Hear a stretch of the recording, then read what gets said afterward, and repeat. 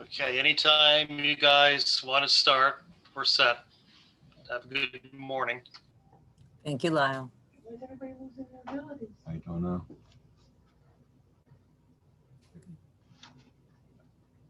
Just wait for Ivy to connect to audio.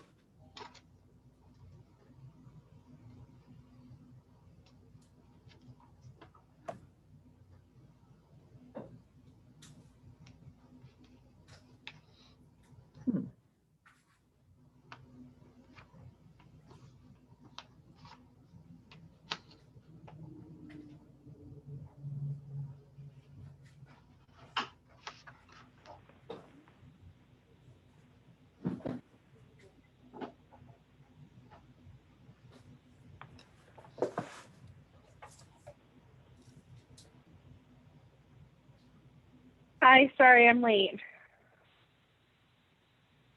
Barely. Okay, whenever you're ready.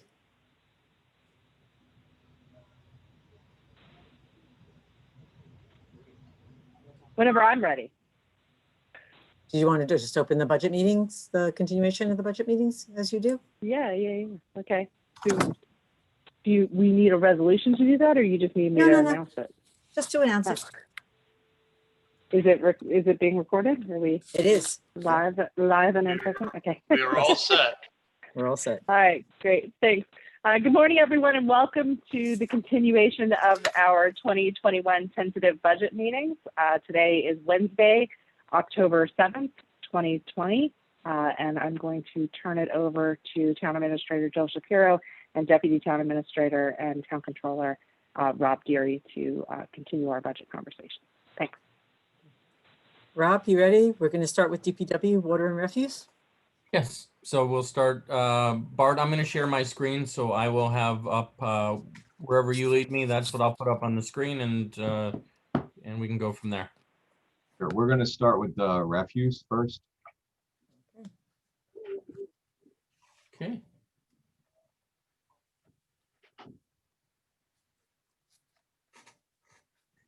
Michael Sicali, are you there? Sam, can you guys hear me? I can.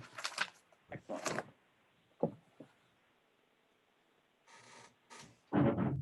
So Michael's going to present the refuse budget this morning. We're going to start off with that, and then we'll follow up with the highway and water after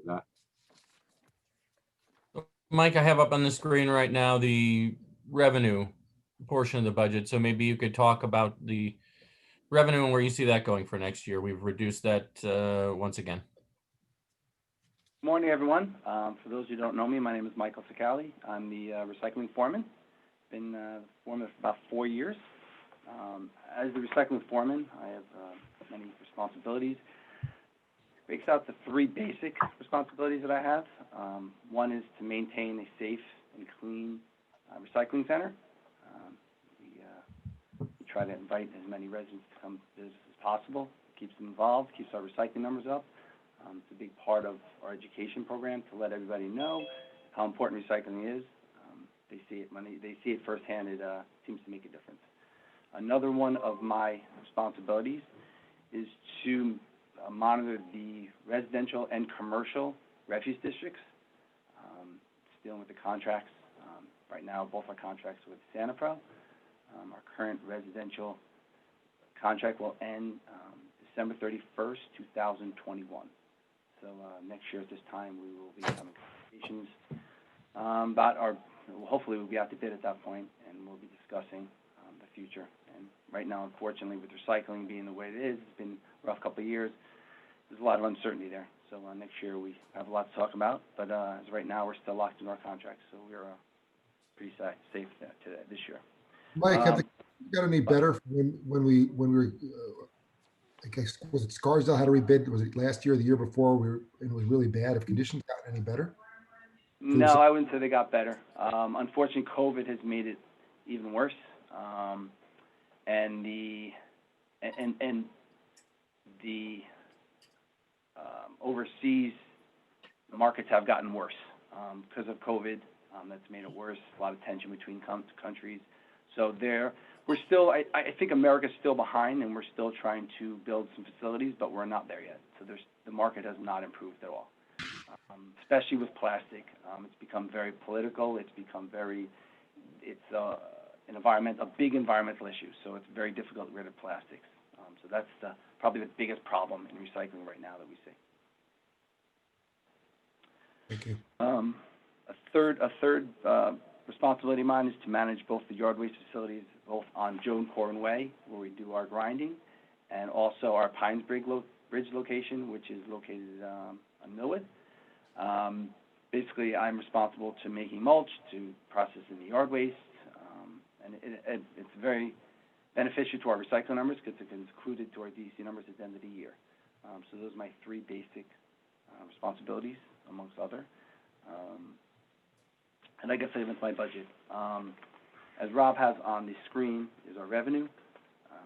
I know everyone's been talking about COVID, but COVID hit the recycling department especially hard, particularly because our three biggest months are March, April, and May.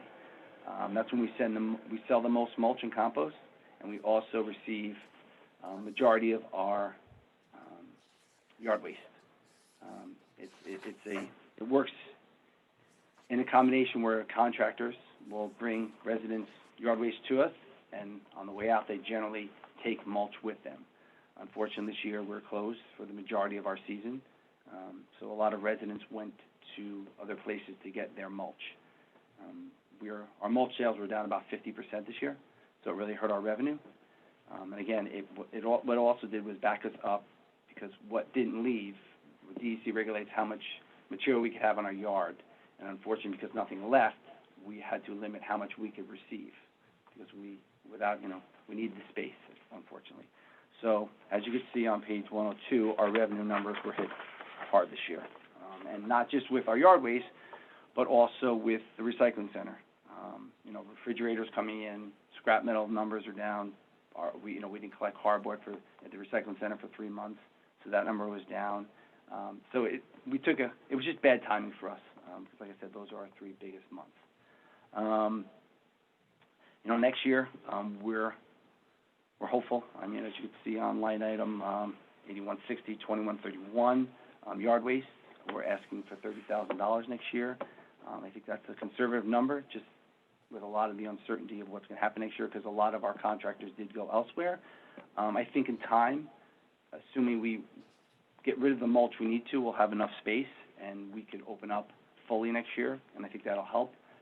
Majority of the contractors, I think, will come back. There's no way to know that, but I think they will come back. Second line item is, our bins, our tires, compost bags, things of that nature. Again, we were closed for 3 months in the spring, so we didn't sell a lot of the materials we generally do. But I'm hoping next year, recycling center, I'm hopeful that COVID will be, I wouldn't say over, but better. So I'm hoping that our residents will be more apt to come down and visit us and purchase more items. Is that open now? Are we open to be able to sell the compost bags in the bins? We've kind of done a soft opening, Ivy. We haven't announced it. We are most of the residents that buy our compost bags, they're starting to come in. The compostable liner sales are starting to come in. But we really didn't make an official announcement. It's been kind of a soft opening. We're just kind of, with the recent spikes, we were afraid to make an announcement, because we're not sure what's going to happen in the near future. So we didn't want to open and have to close right up. So generally, we have someone in the office. If residents have a question, they see us, we make sure we're very visible, and we're there for them.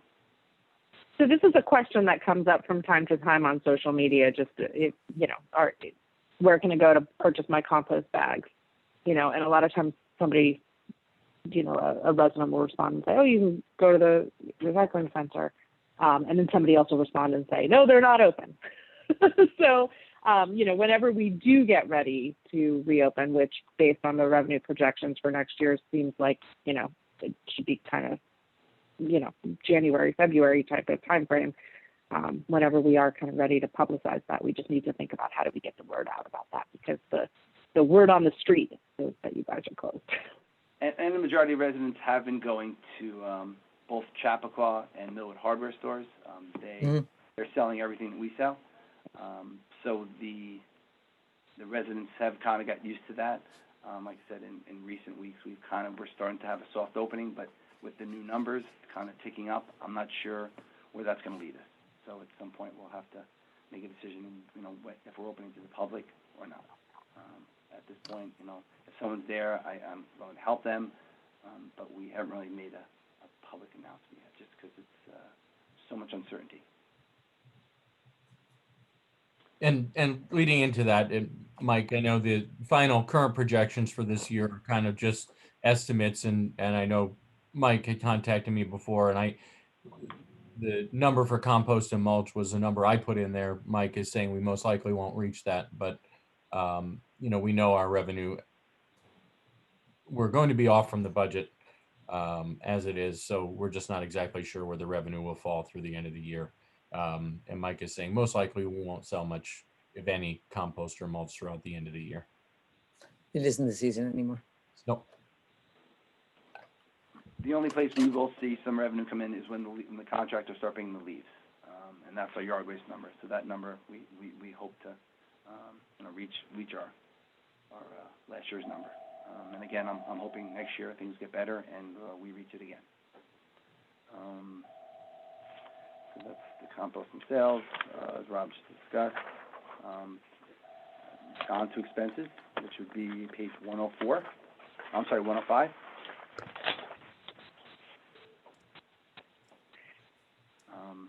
A small positive of COVID is that our expenses were down because we didn't receive as many products. I'd prefer not to be that case. I would have rather been open and have some of our expenses. We didn't have to dispose of a lot of refrigerators because we didn't receive it, so we didn't make the revenue. We also didn't have the expenses. Same with batteries, things of that nature.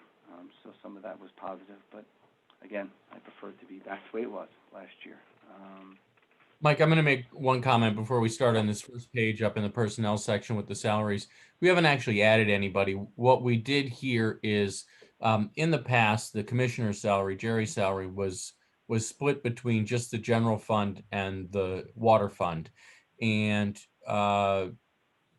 just to make it more representative of what the commissioner does, because the commissioner does oversee the recycling as well, I've divided that salary over the 3 funds instead of 2. So refuse has gone up because obviously it wasn't allocated to refuse in the past, where the salary in the general fund and the water fund went down. So that's just a note there. It's not an actual increase in any salary. It just is reflective of that. And also the longevity pay as well, because then a portion of the longevity for that position was allocated there too. So that's all that is. That's not an actual increase in any position or overall net salary.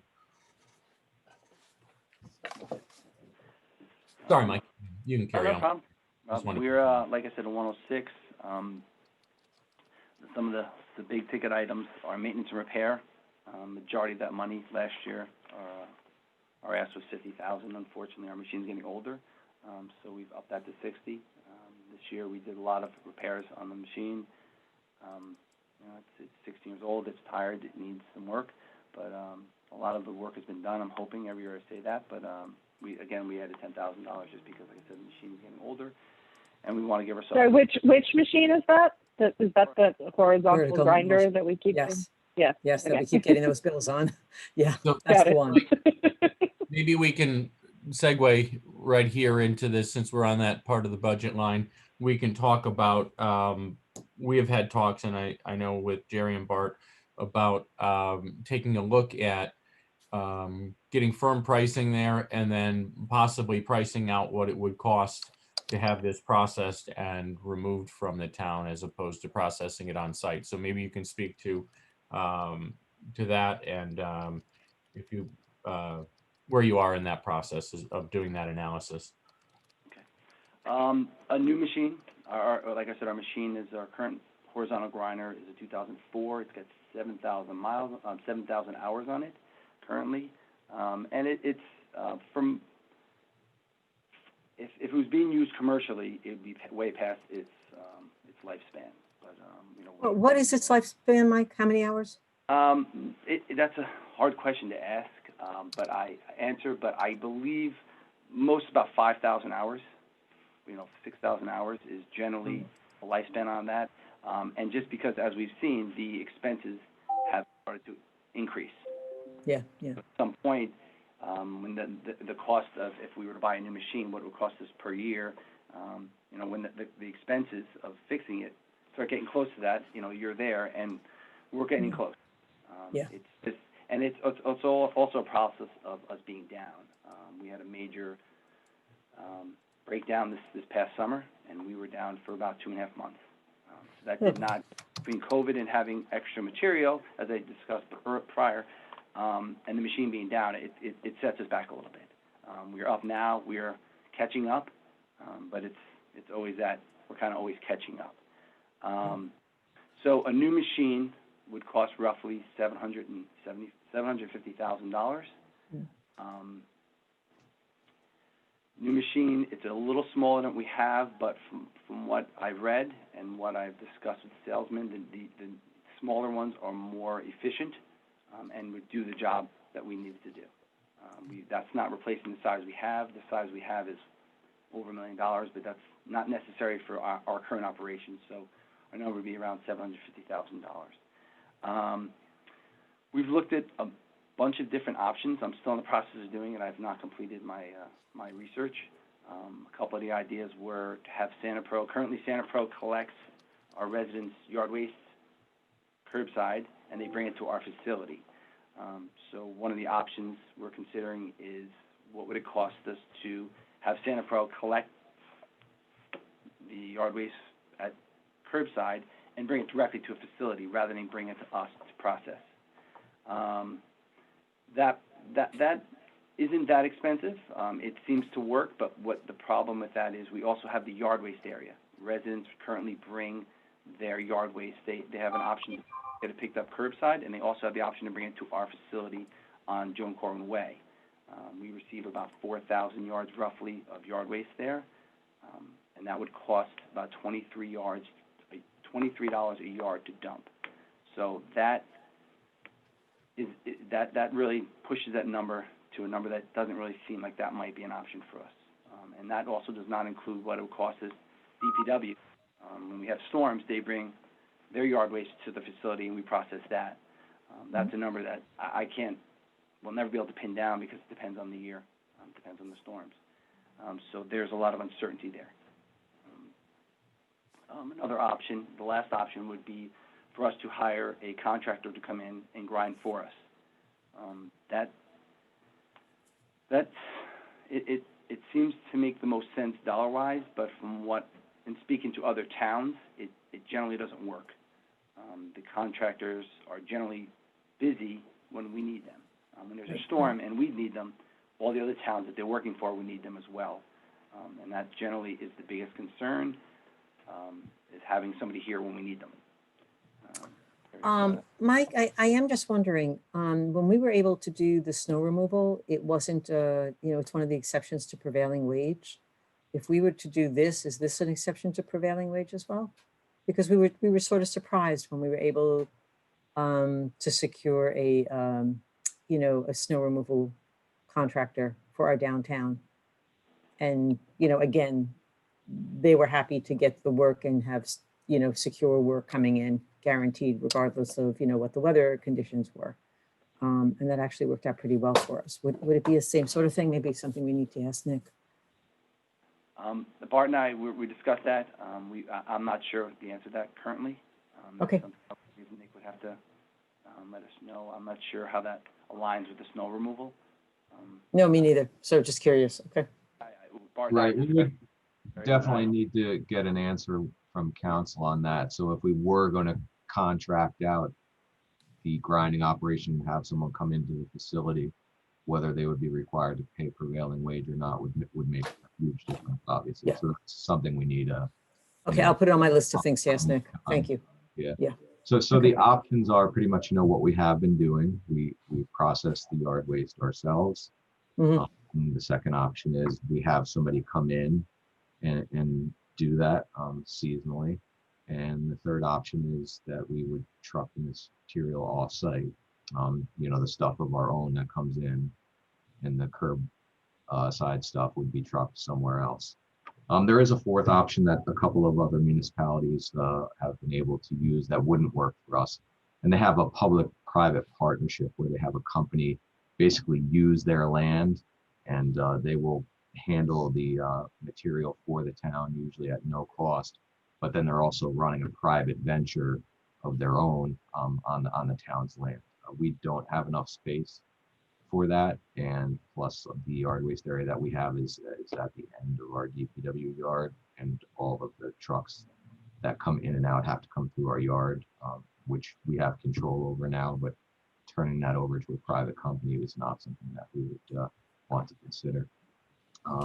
Just another piece on the equipment side of doing this ourselves. Besides the horizontal grinder, we also have a trommel screener, which is at the compost site in Warburg Park. That is also getting up there in age. It hasn't needed expensive repairs, but that's a $250,000 piece of equipment that is only a couple of years younger than the horizontal grinder. So really, if we are to continue this, we would need to plan for basically $1 million investment in the next couple of years. So we are, as Michael said, researching all of the options and doing a thorough analysis of that to try to figure out what's going to be best for the town going forward. And I will point out that both of those items are included in the capital project schedule in the budget on the second page under the projects under consideration, future projects under consideration. So that is on the, it's on our radar, but we want to check, we want to do the analysis on all those different options to see which one works best money-wise. And Bart, if we were to do a shared services with another town, say understanding that, there's a set number of hours, but let's say, we were to take us the small grinder and the trommel screener, and we were to partner with another, maybe adjoining town, adjacent town. If the town, if one of those other towns is already in the county, refuse district, do they have their own contract for this type of removal? Brush removal? So the county intermunicipal agreement, they have a contract for yard waste removal, and that's specifically for trucking. So there's no processing of the yard waste material. They simply load it up and take it to facilities that are upstate New York or Connecticut, where the yard waste is processed. As far as shared services, before the grinder that we have now was purchased, that was explored with the town of Austin, I believe. And it was deemed that it wouldn't work out. There's a couple problems, and as Michael mentioned before, usually when we would need the grinder, they would need it at the same time. Right, right. The nature of the operation too is it's a highly maintenance intensive piece of equipment that's susceptible to damage. And one of the problems we have is if a piece of metal gets in the pile, unfortunately, it happens in the residential drop-off area, where people will drop stuff in there that's not organic yard waste. If nobody sees it and is able to remove it, it gets pushed into the pile. And then when we go to process it, it causes damage to the machine. That's the big problem. And it's quite common that it happens, and sharing a piece of equipment that has such a high risk of damage being done to it is problematic. Got it. It looks like Jerry's trying to speak. Jerry, are you? Jerry, you're muted if you are trying to speak. He had a problem with his audio. I think he was on the phone. Oh, okay. Sorry. I'm wondering, Bart, if there's like or Michael, if there's if we were to have Santa Pro, sort of your option one, where Santa Pro would pick it up and then process the yard waste at their own facility, is that something where there's value in that to Santa Pro, such that we'd be able to make some money off of it, or sort of include that in a larger contract and get reductions in other ways in terms of our expenses with Santa Pro?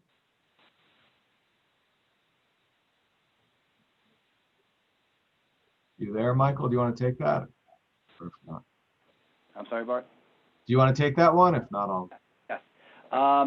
It's an expense, Ivy, unfortunately. It comes down to trucking. I mean, it's the biggest problem with the carding company. Not problem, but it's the biggest expense is trucking. So that would definitely. So Santa Pro wouldn't make money then off of our mulch. They wouldn't pay us for the yard waste so that they can process it and sell it as mulch. No, anywhere you drop off yard waste, there is a charge because it is expensive to process. Hence the reason we're having this conversation. It's expensive to process. There's a couple commercial locations around here. They're charging $23 a yard to accept yard waste. So I'm sure Santa Pro would get a reduced rate on that, but they're still going to pay when they dump. And the problem is there's not a lot of facilities in the area that do it. So it's, again, comes to a trucking issue.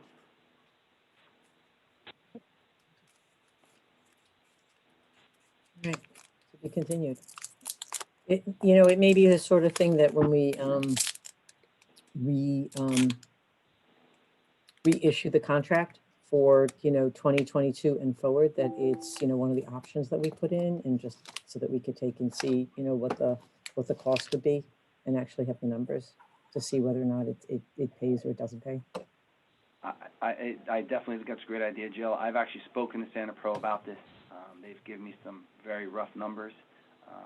When I'm still in the process of putting all the different options together and the pricing of that. But it's a very soft number. It's not a hard quote, but it's an expense. Okay. Mike, one last related question. So in that maintenance and repair line, if we were not to need the current horizontal grinder and trommel screener any longer, whether we purchased a new one or whether we went with a different option, what would we be able to bring that maintenance and repair line down to each year? I don't know. I don't feel very confident answering that question, Rob, only because I was not here when we first got the machine. Since I've gotten here, since I've been in foreman 4 years, it's been a problem. Because as Bart alluded to recently, we still have there's always the risk of something metal going through it and the damage being done inside. Okay. So a lot of our expenses are wear and are just age, things rotting, floors rotting out, things that just go in time. But there is always the risk of someone putting something large metal in there and having a large problem. I would guess, Bart, and maybe you could give some background to this, I would think that would be dropped maybe down to $20,000. I mean, could you see any larger repairs than that with a newer machine? So I just want to make sure I understand the question. So the question is, what could we get that number down to if we had a new grinder and a new trommel screener? Right. Or didn't use one at all even. So I'm just trying to look at an analysis of, so if we went and bought a new one, what's the debt service? So the debt service goes up, and I'm making up a number, 60,000. But if our maintenance and repair goes down 30,000 or 50,000, maybe the offset's there. And maybe it doesn't, the net cost to us isn't as much money. And that I'm just using round numbers. I don't know if I picked an accurate number or not, but I think the question is what's in that maintenance and repair line other than the horizontal grinder and the trommel screener. Right, exactly, Ivy, exactly. So there's also a front end loader. So I would say that if we bought new equipment, you would probably still need $25,000 in that line. Okay. And we could check back historically, from when we originally got our grinder. I would bet that that's probably about the number that was still there, even when our grinder was pretty new. If we had no grinder or no screener, that number could probably go down to $10,000 easily. Okay. Sorry, can I just ask for like a 1 minute explanation of what the trommel screener does and why that's in Warburg Park and the horizontal grinder is at the DPW yard? Okay, I'll answer that. We process two materials at our facility. We make mulch, which is basically ground up logs and branches. We also make compost, which is ground up leaves. So basically the yard waste, the leaves are ground up here through the horizontal grinder. They are brought to Wahlberg, where they sit in windrows for about 10 months. The purpose of that is to kill any weeds, all the live stuff in there, and basically it rots. Once it rots, it sits for about 10 months. We then put it through a trommel screener. It's basically a big screener. and it basically takes out all the, we call them overtures, pieces of wood that got in there, any garbage that got, anything that got in there that's not supposed to be in there, and we're left with a fine compost product. And that's another thing we sell. So basically, it's trucked over there. It sits there for 10 months. It's screened in Wahlberg, and then it's trucked back here and it's sold at this facility here on Joan Corwin Way. Thanks. And I would like to just point out also that this is not an ideal scenario. Any company who is doing this for a business is doing both of these operations on the same site. That's our problem. We're limited by space, and we are unable to use a horizontal grinder at Warburg Park. That was set up as a passive composting area, and that was the agreement with the neighbors when that was set up. So ideally, this would all happen on the same larger piece of property. The screening process is quieter than the grinding process? Yes, that's the Yeah. reason.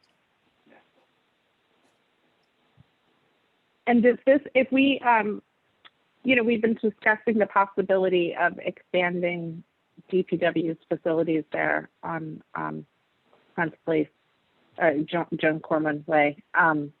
If we did that, would it be possible to move all of these functions to that new area? No, that's still No. not. Still not, because it's a tremendous amount of space. Yeah. Okay. Even as I said that, I was like, no, that doesn't make sense. Because I've seen what Warburg looks like, and it's really big.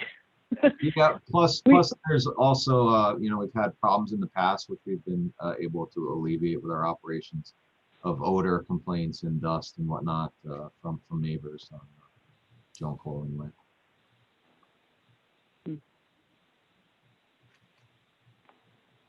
Well, this will be a fun puzzle to figure out sometime next year. To be continued. Yeah. All right. Add to that the renewed garbage contract and a lot of changes in recycling. No shortage of fun puzzles for next year. Nope. Bart, you lucky guy. Mike, you want to carry on? Yes. And get back to the budget. Our next large item is Contractual Services. That's pretty much the collection of, that's basically Santa Pro's bill to actually collect the refuse and recycling. Generally, what we do with that number is, last year, it goes up every year based on CPI, the October Northeast CPI. Last year was 1.5. We're kind of trending around 1 and 1.2. So we're pretty much going to see, I would guess, the same increase that we did last year. So that's why we're asking for that number. The next large item is the transfer site charges. That is basically for our tipping fees. We've seen a recent increase in it. COVID, again, has kept everybody home, as we all know. So it's everyone's eating home more. Everyone's cleaning out their basement. I'm sure we've all seen all the big piles of cleanup at everyone's curbside. So it's something we've been dealing with this year, and Santa Pro's been collecting. So we have seen increase in our tipping fees. So that's why we're asking for more money there, just because I don't know how long this will continue. I'm not sure how many people are going to clean out. And we've had a lot of movement. We've had a lot of people moving out, a lot of people moving in. So our tipping fees we've seen an increase on them pretty much since March. It's kind of leveled off, but it's been an increase. I want to point out one other number, Mike, if the board might be looking at this on the screen and a little confused. This line here in the middle, this interfund expenses. So this used to be what we termed interfund transfers. So if you look here, that's that same number, 313,077, moved from this section of the budget to here. This was an accounting directive, I guess, from the state. This didn't come out of the audit. This came from the state annually reviews our AUD, our update document, and they preferred to classify it as an expenditure in the fund rather than a transfer out of the fund. The net effect is no different on the budget. It's just an accounting entry, and these are for expenses. You will see these in most of the special districts. We transfer money between districts and typically to the general fund. You'll see a source of revenue there for services that are I guess, completed by different funds that benefit the other funds. So for example, money is transferred into highway from town hall, from various other buildings for the snow plowing that TPW does at town hall in the different buildings. There will be transfers from the sewer district into the water district because that's for the maintenance that they do, that the water district does on the sewer lines. So I just wanted to point that out. It's not an increase of 100% because when you look, like I showed on the other page, it's just an exact, that number we have carried through the budget. It's a number that both state auditors and internal auditors have reviewed and found to be an acceptable number of interfund transfers and for acceptable purposes. But I just wanted to point that out because it does show 100% increase in it. Somebody might have wondered what that was. So. Go ahead, Mike. Sorry. No, no problem. Right under transfer site charges is the senior.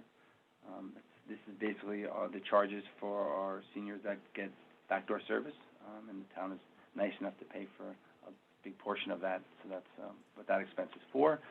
If you look further down, you'll see vehicle maintenance and repair. That is just basically our, as we discussed, trucking back and forth. We have two large vehicles in recycling that basically transfer the ground up yard waste here, bring it to the other side of the town, and then vice versa the following year.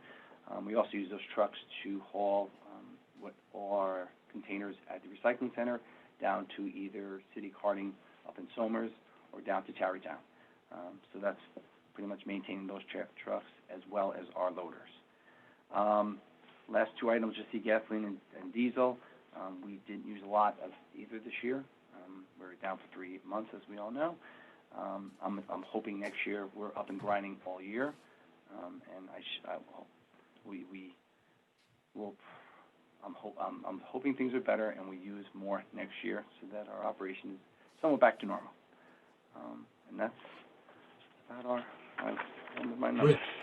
And Michael, just the transfer site charges, you just want to just comment about that briefly? I think there's an expectation that most of that number will be used up this year. I think in years past, like 2018, 2019, we were only in the low 400s, but there has been an increase in the amount of trash being disposed with people home and cleaning out their houses and stuff, right?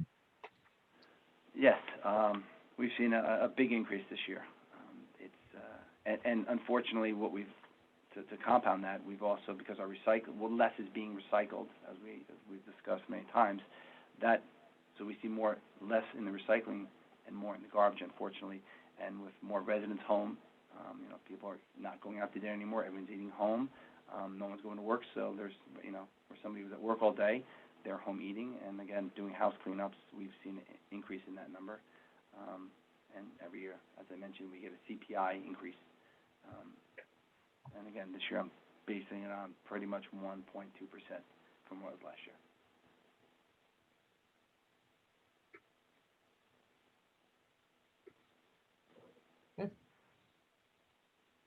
Okay. Any other questions for Mike? Okay. Thanks, Mike. Thank you, everyone.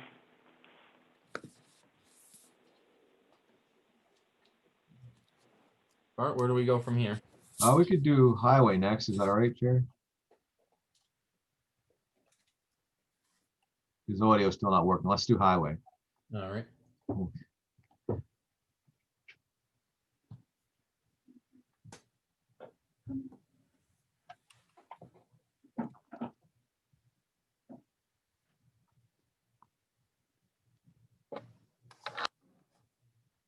I have, Bart, I put the revenue up here. This page is probably not significant in the amount of changes. Property taxes are at the top. Interest earnings, obviously with the interest rates tanking over the past year, we expect that to trend downwards. The dividend earnings from workers' comp, this is a projection. I project this number at 20%. That's the lowest dividend that the safety group has ever paid out. Over the last couple of years, we've actually seen 30 and 35%, but my assumption would be 20% is guaranteed. Anything above that would be extra. And then some of the smaller lines, the sale of equipment and road opening permit fees. These are minor income sources. Just to jump to the bottom of this page, the state aid chips, maybe Bart, you can talk to that and, you know, what we project for this year and what we're hoping for next year as well. Sure, yeah, so the state aid chips we have at $225,000. That's our general allotment for the CHIPS program. The state also has 2 other programs, Pave New York and the Extended Winter Recovery, which we have received both of those for the past several years, although those are not guaranteed, so we don't put those in here. If we get those, usually we find out in the spring, and that's kind of like a bonus, and we add that money into our paving program. For the paving that we're doing this year, we have reduced the amount that we expect to receive from all 3 of those programs, CHIPS, Pave New York, and the Extended Winter Recovery, by 20%, based on information we received that you know, the state may not be able to fulfill their obligation on those. We have already submitted for the paving that was done in June to the CHIPS program.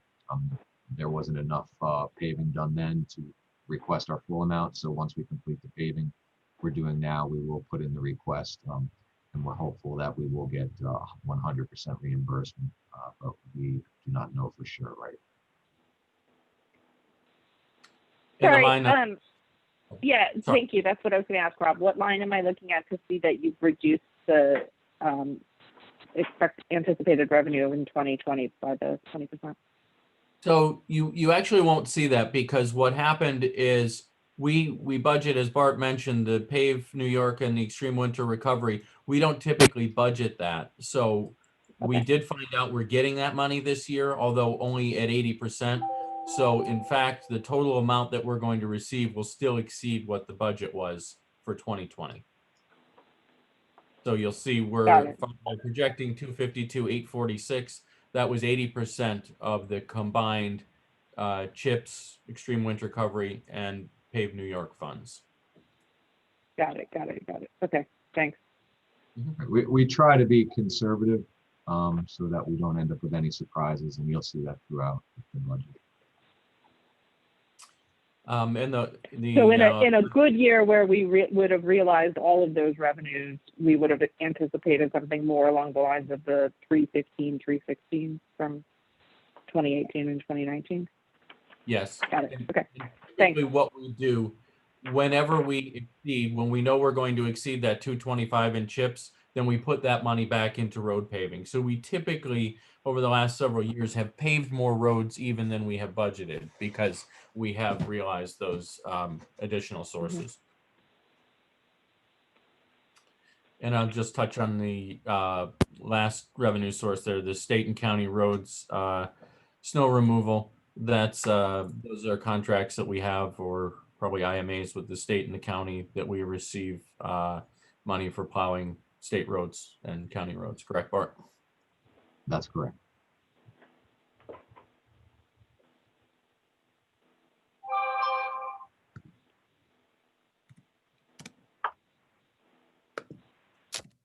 Is that I'm just curious, is that fixed, or is it dependent on the, you know, sort of weather dependent? So the weather does impact that. Sometimes we will get extra money. There is an index that the state uses for that. The contract that we have with them, there's a few different ways, and we've found that doing the indexed lump sum is the best way to do that with them. There's a couple other ways a contract could be done, but that we have analyzed and found to be the best way to do it. So there's a pretty significant difference, $40,000 difference between the projection for 2020 versus what's actually been received at this point. Do we anticipate we do, because receiving the remainder of that? I believe so, Bart. Isn't there essentially a baseline that we're going to receive and then the index if we go over a certain amount of storms? Is that how it works? Yeah, the baseline is around the $65,000 in that. Right. range. Got it. Thanks. You're welcome. So I jumped over to the expense side. I'll just touch on the personnel part on top. As we know, we have reduced to attrition one position that will be labor. So whenever there is an opening at highway, that will not be replaced. So that's why you see the reduction in salary. Everything else remains constant. Bart, I know we had a little more overtime than expected this year due to the storm. Is that correct? Yes, the tropical storm definitely had an impact on our overtime line. And, we are hopeful that we will get reimbursement from FEMA for all of that money that we expended. Have they made a determination? Did Westchester as a county reach the threshold that they needed? I don't I have. thought so. Go ahead. Sorry. They didn't ask for anything additional from anyone. Well, for a So I'm second. hoping that we made it. Yeah. Was it mentioned on the call yesterday, Ivy, on Monday rather? The county call? Was what mentioned? Sorry. Whether or not we had made the FEMA threshold. No, it wasn't discussed. Okay.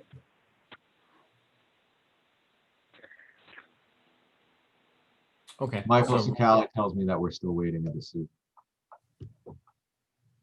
Still waiting. Yes, yes.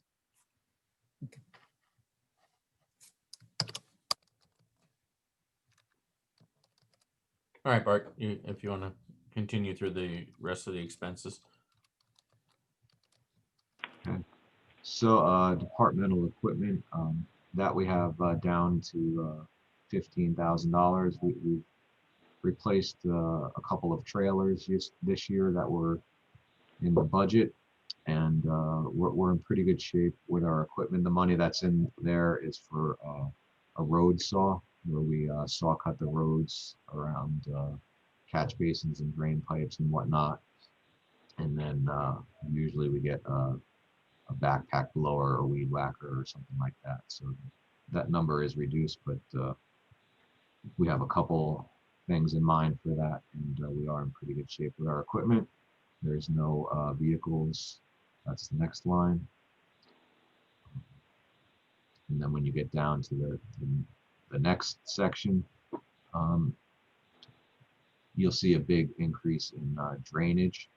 And that is materials that we use for drainage work. So that's pipe, that's catch basins, that's frames and grates. And that increased request is based on the history and the reality of what we have been spending and what we need to spend to do all of our drainage work.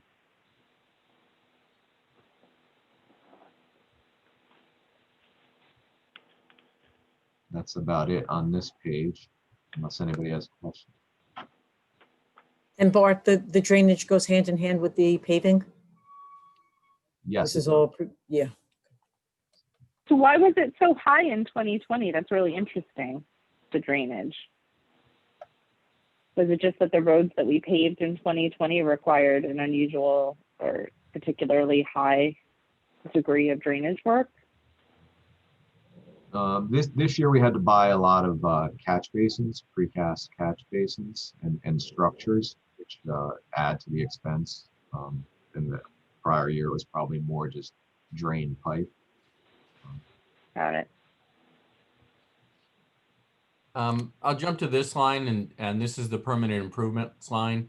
When we combine this with the 900,000 in road paving, that gives us our total road paving budget. These funds are kind of interchangeable. This one, we tie this one to chips, but it's really, you'll see some years we don't spend any, we transfer the money into the road paving line. It just depends on, I think, what we charge here is if we have to do significant reclamation to the project, which changes it from accounting standards as to whether it's a permanent improvement or just an overlay of the, if you're rebuilding the road as opposed to an overlay on top of it. So these funds, that makes up our total budget. When we say we are paving 1.125 million worth of road, that's where this other amount comes from.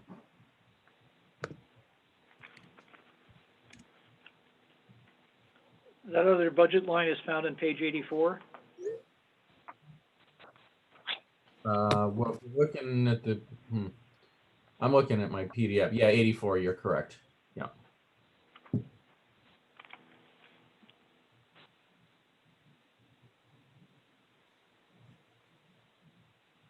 Okay, so the next page is for the central garage. You will see the salaries are down slightly, and that's because we had a transition period where we had one of the lead mechanic in the garage retired this year. So we knew that was coming, and we had 4 mechanics in the shop at one point. So that was a transition, and now we have a new mechanic who's doing steps. So I think that explains the slight decrease there, right, Rob? Yep. Yep, because Tyler. Taylor Santone is our new mechanic, and Skip Dean's gonna retire. We have a Tyler somewhere, don't we? Yeah, we have a Tyler in water department. Yes. Yeah, Tyler, Taylor, mixed them up. So on the equipment line in the middle of the page there, you'll see there's a decrease there, and we're trying to be conservative there. There's an air compressor in the shop that we'll be replacing this year. That'll use the biggest chunk of that $15,000, and the next year for the $10,000, we're looking at the possibility of getting some new jacks and lifts in there that we need in the garage. The communications, the $7,500 this year, we're waiting on a price from Goosetown. We have to upgrade our radios just as the police are doing theirs. We only have one channel, so ours is less involved, but we have the same issues that they're having with the copper lines being phased out. So we are planning to use that $7,500 or part of it this year for that project.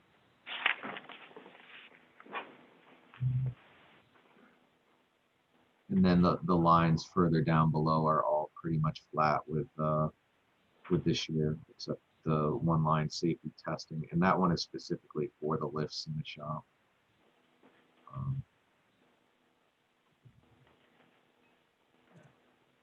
Bart, I'm going to jump Yeah. over to 5140 and talk about this, and we could, one thing I'll point out, and you can continue, but I wanted to point out right here towards the middle of the page, the upper Minkel Dam inspections and maintenance.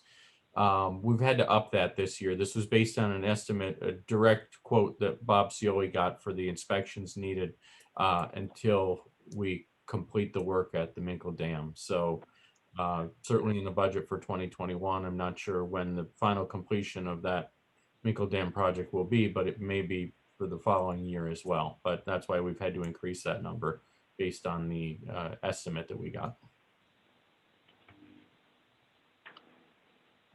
Okay, yeah, and also the brush and tree work. You see, we increased that significantly this year to $175,000, and that was, again, based on what we were spending. We will spend all of that this year for sure. We're putting in another requisition now for a number of trees. Always after a storm, we get a lot of increased calls. People are out looking at the trees and calling and pointing out issues that need to be addressed.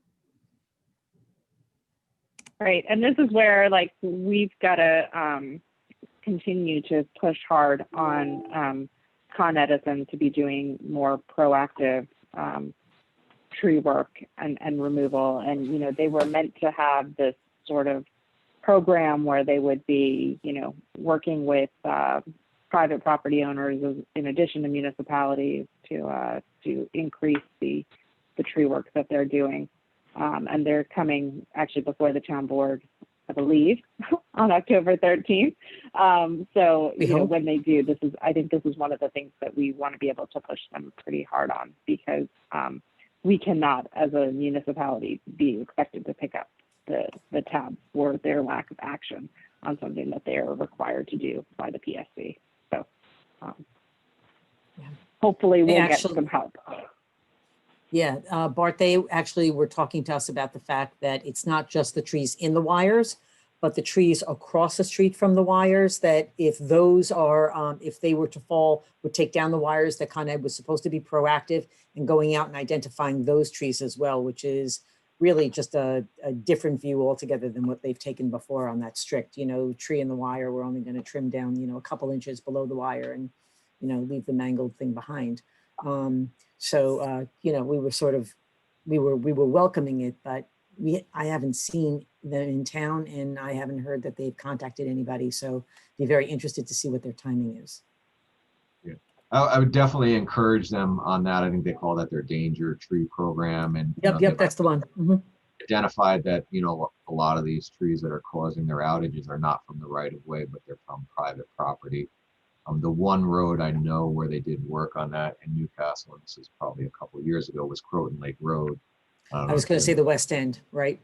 Well, Yeah. the West End, that was a few years before that, yeah. And then a couple of years ago, they did Croton Lake Road because we had to close the road. They brought in a crane, and they had Right. identified trees from outside of the right of way, I think even on DEP property or private property, that were threatening their lines, and that was a pretty critical route for them. But that's the last I know that they did that type of work in town here, and that was a couple of years ago. So definitely need to encourage them to do more of that work. Right. And I have to tell you, they don't have to look very far. You could just, you know, drive along 117, 120, and, you know, there are dead trees just ready to, you know, at some point will come down during a storm, and they're clearly qualified for that dangerous tree zone. So, you know, I wish they would just, anyway. Okay, we'll talk to them about it. All right, so the 5142 line, this is all snow removal, this page. You know, we had a very mild winter this past year, and we hope for one again. It really helped our budget, but usually doesn't happen 2 years in a row. These lines are pretty consistent. We are in good shape with salt. Our final current projection is 190,000, and we had 295,000 budgeted, so we will have some money left over there. We have a good supply of salt on hand, so that we're hopeful that it will be enough for anything that comes for the remainder of 2020, that we will not have to buy any more this year. We just had good news. Julia Golden stayed on top of our salt contract for us, and she let us know yesterday that the price per ton for this coming season is down $10 a ton. Wow. Which is good news for us and for that line in the budget. So I was going to ask you that, Bart, as Diana had come in and told me that you had done that last requisition, last purchase order. So we did reach we bought our minimum under the last year's contract, correct? That's correct, yes. So the state contract for salt every year around the springtime, we give them a number. Our number is generally around 4,500 tons of salt, and we are obligated to purchase 75% of that. They guarantee us the price up to 120% of that number. If we need more than that, then the price per ton increases substantially. So, you know, we've been tracking this for a while and fine tuning that number, but it's generally been between 4,000 and 4,500 tons that we put in for our filed requirement, is what it's technically called. How long does salt last in storage when we purchase it? Like, is it something that leftovers can be used in future years? Yeah, it'll last for a couple of years, as long as it's you know, not out in the rain. We have a very nice salt dome. It's large, larger than a lot of the other municipalities around us.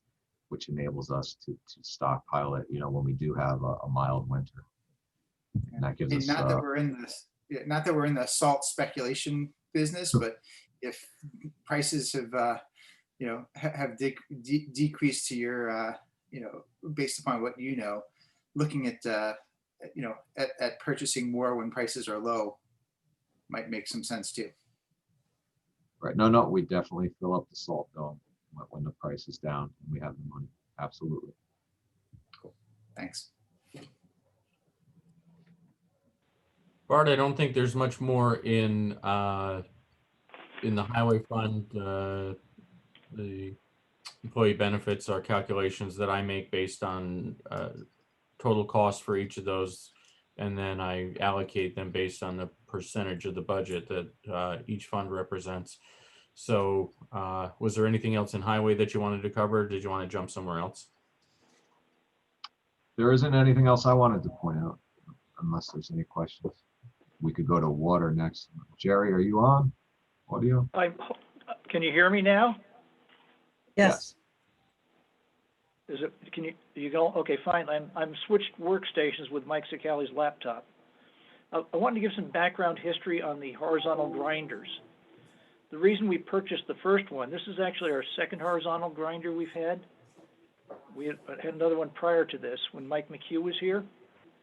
And the reason we purchased a horizontal grinder in the first place is for several years we used a contract operation to grind for us. And it was just way too costly, inconvenient, and they would not come when we wanted them to. So we did a cost-benefit analysis and a study about 30 years ago for the first purchase of a horizontal grinder. So we did the research on this, justifying the fact of owning a horizontal grinder rather than having a contractor come in and grind for us. We studied the Scarsdale model back then 30 years ago. Just that's some background history I couldn't give you during the recycling budget because it didn't have any audio. Yeah, no, fair enough, Jerry. But I do think that it's worthwhile taking and revisiting that cost expense Absolutely. analysis. Yeah. Absolutely, I totally agree with you. But we've done this before, and this is not our first grinder. This is our second grinder. As I know that both Bart and Mike were not here for the first grinder, I believe. Do you remember how long the first one lasted? Not long. Not long. I want to say about 8 to 10 years. It didn't last long as it got heavily abused. Yeah, I was going to say we were using it significantly more. When you look at the revenue, we were pulling in several $100,000 a year from that, and we've Yes. reduced that down to like 30,000. So it was, we were taking in outside the product. Yeah. Guess we can go into the SW 8310 water distribution budget. That's on page 140. I have it up on the screen if anybody's following. Jerry, maybe you want to talk. I know that you dropped the estimate for metered sales a bit, and not a ton, but about 3%. So maybe you want to talk about why you did that and what the usages look like this year and what you can, as well as you possibly can, expect for next year. Okay. Now, what most people don't realize is that metered sales are inversely proportional to the amount of rainfall we get. So if we have a very heavy, wet spring and summer, our metered sales goes down. If we have a very dry summer and fall, metered sales go up. So trying to be conservative, I'm guessing we're not going to have another dry spring and dry summer like we did this year. So I did not want to over project metered sales because a lot of that metered sales is driven by lawn irrigation. Is that what you're looking for? Yeah, exactly. And I'll point out on the screen right here about the middle column, the actual versus a projection and why you say, okay, well, we're in October and we've got 2.4 million and we're expecting another 2 million by the end of the year. So the water is billed on a lag for the most part. So what we just billed in September, for example, was for usage from May through August. So we still have the summer months coming that have yet to be billed. So that's why we still believe that we'll reach that projection. And we also have. Hey, I'm sorry, can I just pause for 1 second? I'm flipping through my book and I can't find this page. Is anybody in a hard copy book who can tell me which tab we're looking at right now? Right, water? Water fund? Yeah, water district, which would be right after Water highway. district. Okay, I got it. Yep. Okay, good. Thank you. Sorry, just want to make sure I could follow along. And we every month we track our excess per capita usage that New York City's allowed to charge us for. And the month of September, we had record usage. And that won't show up as revenue until October, November, and December, because it's a quarterly lag. So there's 3 different sections that are billed. And so we're going to see a tremendous amount of revenue coming in the next 3 months. And it'll be based on the dry August and the dry September.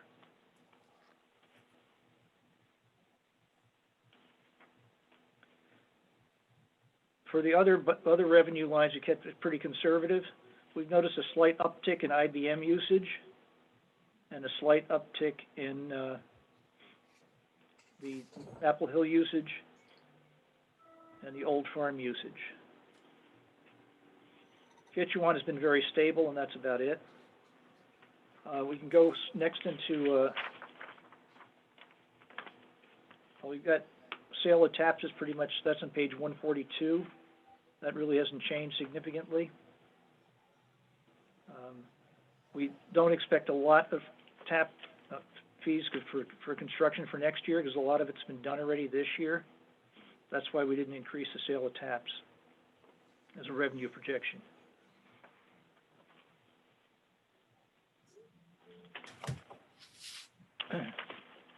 Now, we typically have on page 144, we have a water sales to Pleasantville, where Pleasantville contributes a fixed cost of the operation and a variable cost.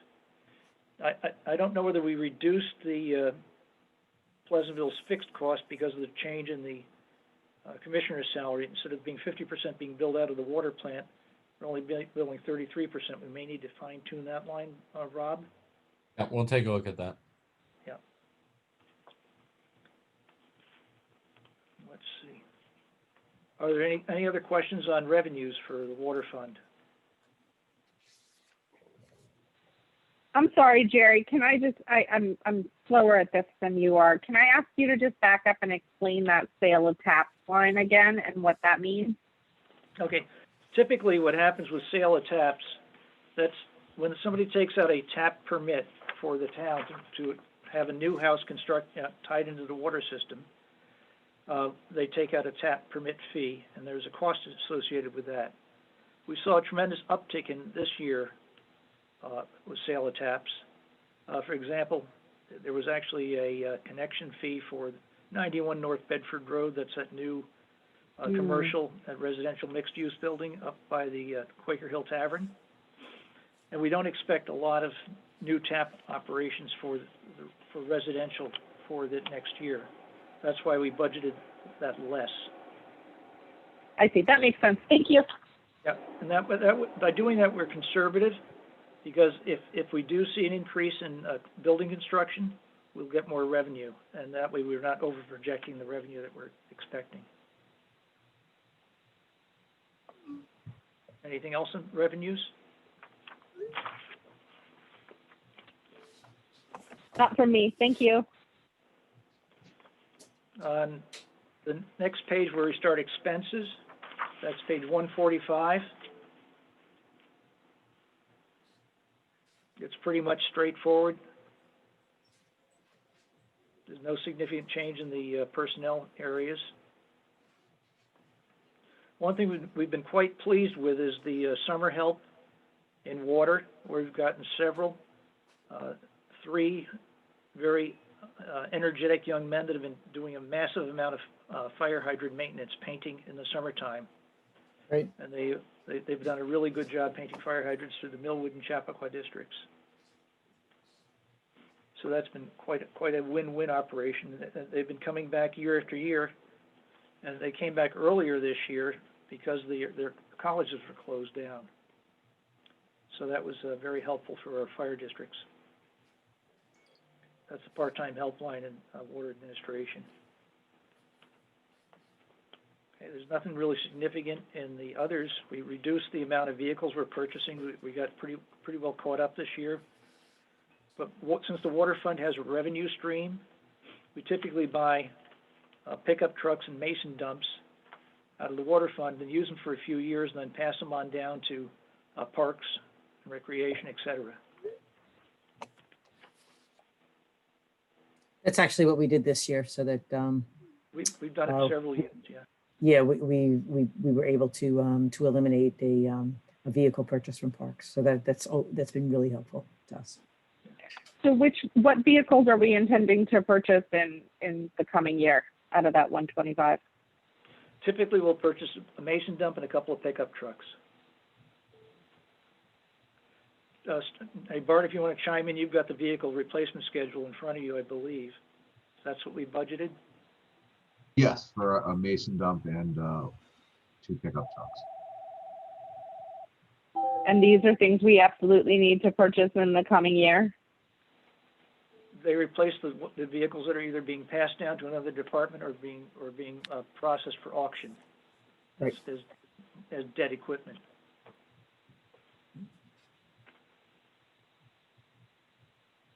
But you can see from past years, we went from vehicle purchases of 146,000. You know, it just we're getting caught up. 195, 2018. 195, yep. That was back in 2018. Yep. So I know in years past, as a part of this budget discussion, we've had a copy of that vehicle replacement schedule in front of us. I think it would be helpful for the town board to see that. So could we perhaps after this meeting as a follow-up activity, and I know it's not only for DPW, it's across all departments. So, you know, Rob, Right. could we circulate that to the board afterwards? Okay, Bart, we'll, I'll send that to you. you got paving, but we'll get on in the next day or two.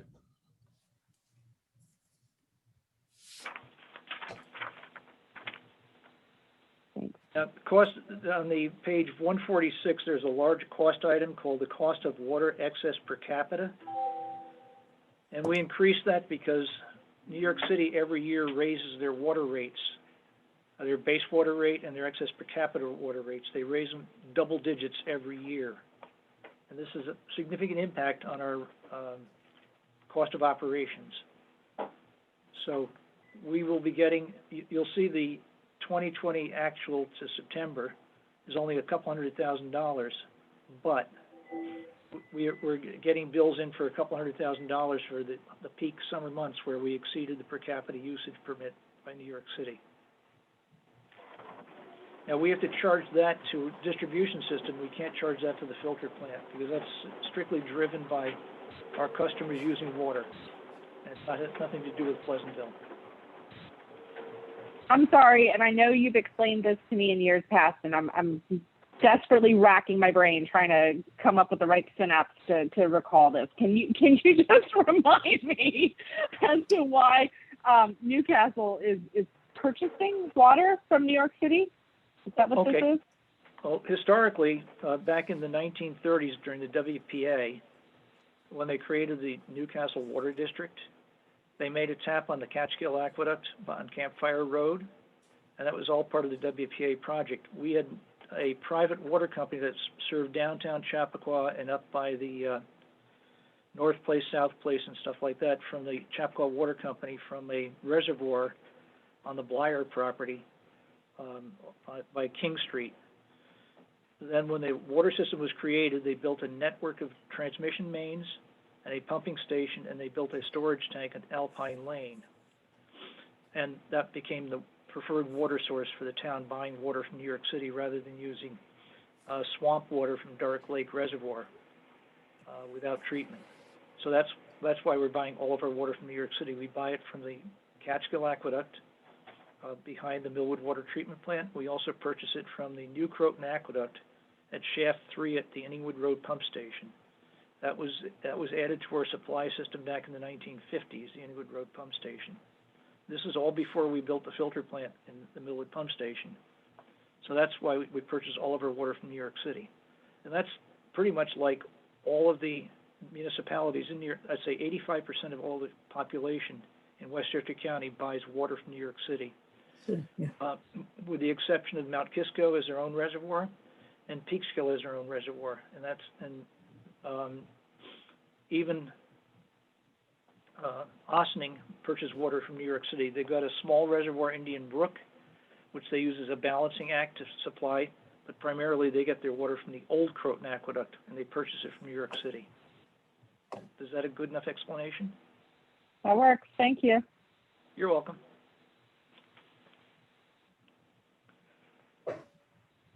Are there any further questions on the expense side?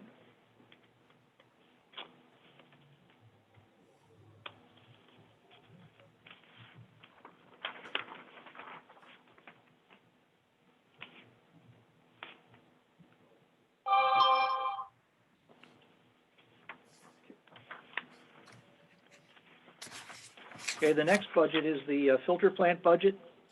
That's on page 149.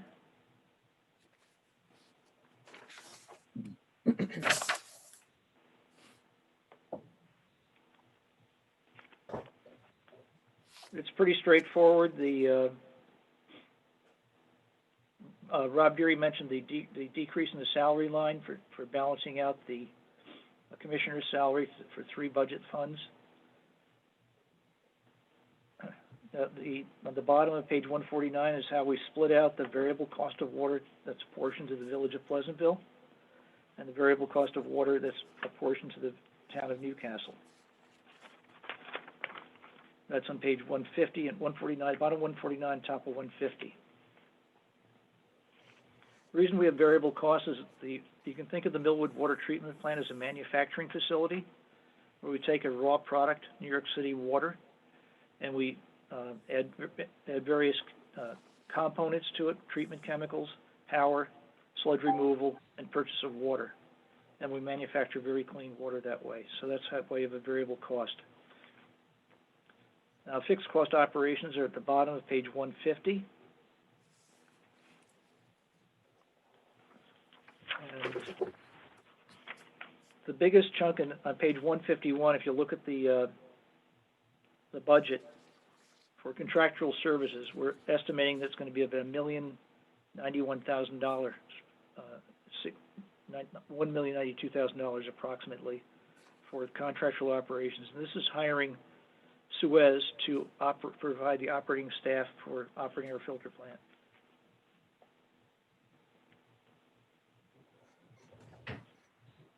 And you'll notice on the new line that's 100% increase, that's not really 100% increase, that's just the accounting differences that Rob Deary mentioned. We're supposed to have interfund expenses rather than interfund transfers, and that's just a wash. Anything further on expenses? What's the building maintenance increase there? The building maintenance increase there is to repair some of the roofs in the treatment plant.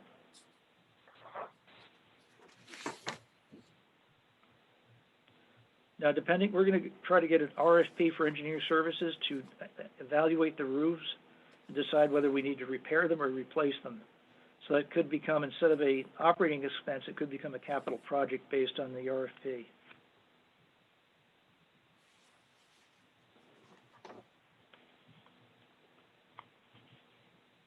And we've looked at the past into the possibility of installing solar panels on the roof there. We actually have solar panels on the roof. I got 100%. I got 100% grant in, I think it was 1996, and in New York Power Authority. What happened? New York Power Authority approached us in 1996, and they said, "Look, we'll install solar panels on the roof of your plant as a public awareness operation for public relations. Can you contribute 50%?" I said, "No, we're not interested." So they came back to me about a month later. Said, "Well, can you contribute 25%?" I said, "No, we're not interested."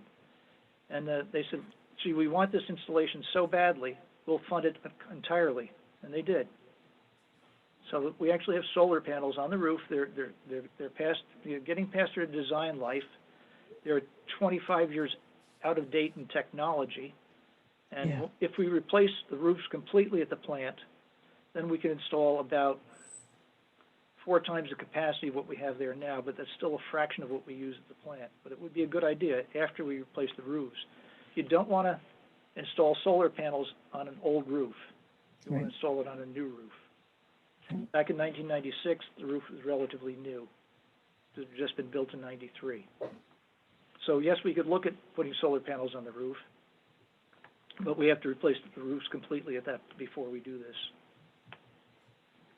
Okay. Does that answer your question? Yeah, thank you.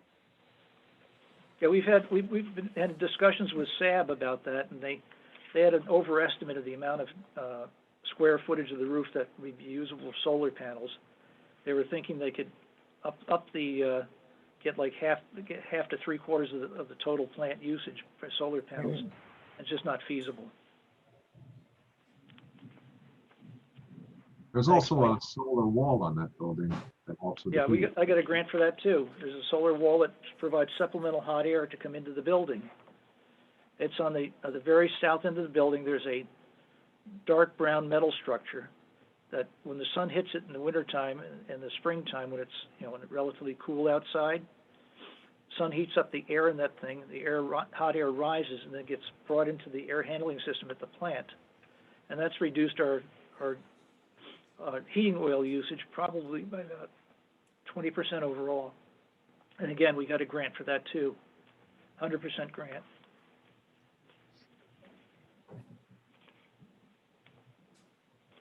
Any other questions on the water fund itself? We have some minor districts that are the sewer districts S1 through S5 and sewer district S6. And there's a 2-Castle water district. There's drainage districts. There's Croton Avenue High Ridge Water District. I'm not sure what else you'd like to touch upon. There's no real surprises in any of those small districts. Rob Deary, can you think of anything? No, I think it was S7. You had the equipment. Was it S7 or S6? One of those. S6, S6, that's correct.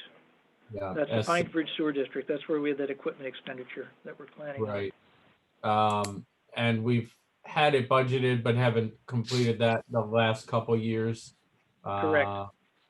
And Suez is supposed to put together a bid package to replace the control system at that Hudson Hill Sewer Lift Station. Back when IBM built that Hudson Hill Sewer Lift Station for themselves, they eventually operated it for several years, and then they turned it over to the town, and that permitted residential tie-ins along Pines Bridge Road to that sewer district. So we took over the operation. However, IBM still funds about 90% of the cost of that sewer lift station based on their usage. But we do have to replace the instrumentation, the control system at the plant. That's about a $40,000 expenditure, which Suez is working on getting quotes and working on preparing a bid document with me.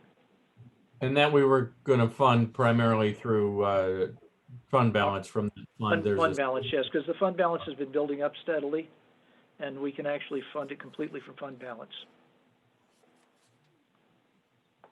That's the S6 Sewer District, Hudson Hills Sewer Lift Station. Yeah. So I think that's probably it, unless anybody has any questions. The smaller weren't any other items of note other than that. I know maybe we want to circle back. I don't think we touched Public Works admin and buildings and grounds. No, we haven't touched base on that yet at all. Public Works admin is pretty much straightforward.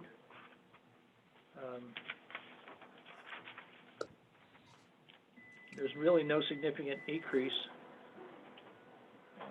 We zeroed out the part-time help because we're determined that it's just not feasible to have a part-time help person down here. And we're in the process of interviewing for an office assistant down here. Okay. And that's Public Works Administration. We're hoping to have them on board by the end of the year, certainly.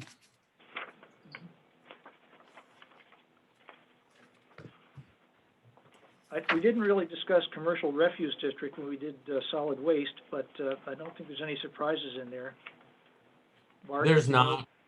No, and those are tied directly to what our contract is with Sanipro. So they did see a jump for 2020 in their rates, and that was related to the contract that was renegotiated during the year. There's nothing of note in either commercial refuse district for 2021. There won't be an increase in rates. So the next one to look at is the A1620, A1621, buildings and grounds. That's on pages 40, 41, and 43 of your budget.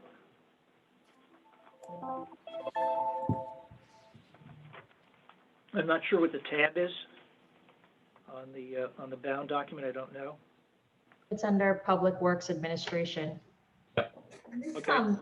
The special projects line, I'm confused because the final current projection, it's line 530. The final current projection for this year is 72,000, but then for 2021, it's at 25. What is this? I'm sorry, which budget line are you talking about? I'm sorry. So it's 1620-0530. And Lauren, what I'll explain there is these were the items that were charged throughout the town hall and the buildings for COVID.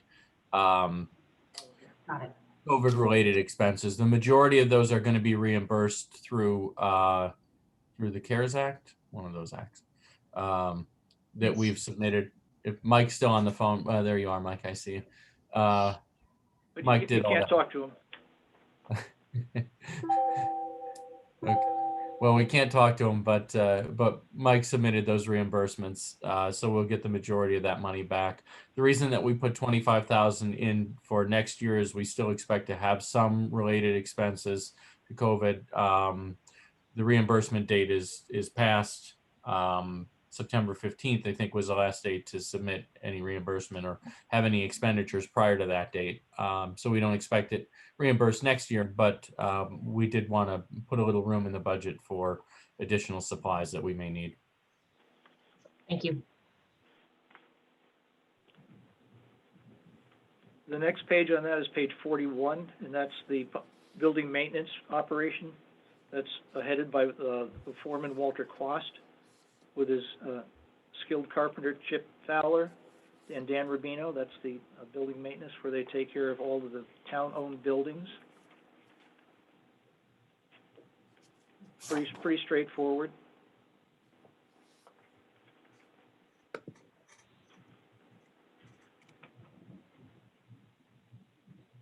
Again, there's that $100,000 line, but the interfund expense line, that's just basically an accounting change from an interfund transfer line in the past.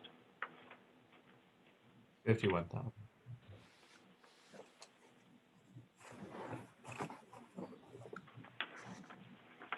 Any questions on the building maintenance operation?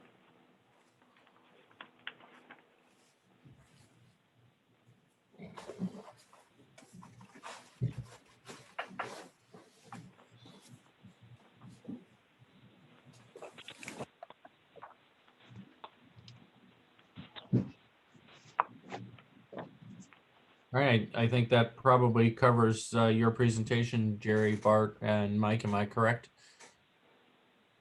Yes, you're correct. Great. Thank you so much. Thanks, you guys, for taking the time to meet with us. I know Jill mentioned yesterday that early mornings are difficult for you guys because you've got the paving going on and everything else right now. So thank you very much for taking the time to patiently answer all of the questions that we have. And, you know, I also want to take the opportunity while I have all of you on the phone to, you know, thank you, because I know that this year has been particularly challenging for DPW, and you guys have really risen to the occasion. And we get so many complimentary emails and phone calls and social media posts from residents who are, you know, really grateful for not only the work that you do, but the sort of warm-hearted and generous way in which you do it. So thank you all very much. Thank you. And we posted, every time we get a complimentary email through your office, we post it on the bulletin boards downstairs. So the staff is aware of it. That's great. I'm glad you're sharing it. Perfect.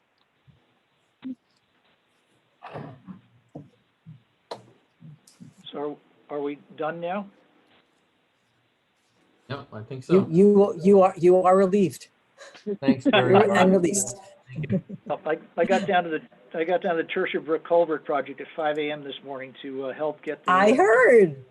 I told Bob that's because you want to beat the traffic. Yeah, well, I also wanted to make sure that the delivery of those concrete slabs were brought to the right location. I found one guy parked out by Bell School not knowing where to go. So I had him follow my car in. Oh, Okay, good. thank you. Very appreciated. So, Thank you. So Have the- a good day. Thanks. bye, guys. Thanks so much.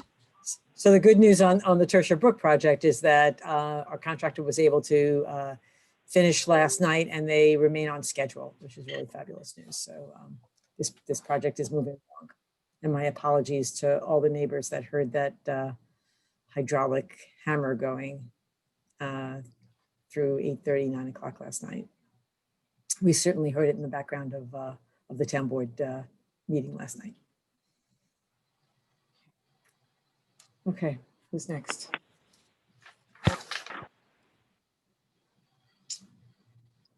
The police Oh, are actually, next. no, do actually, I? we've got Nick next. Nick 9:45 next, to 10. Oh, council, I Yeah. see that. Yeah, is Nick on? Do this quickly. Oh, he's not. You just want to bump him, don't you? Okay.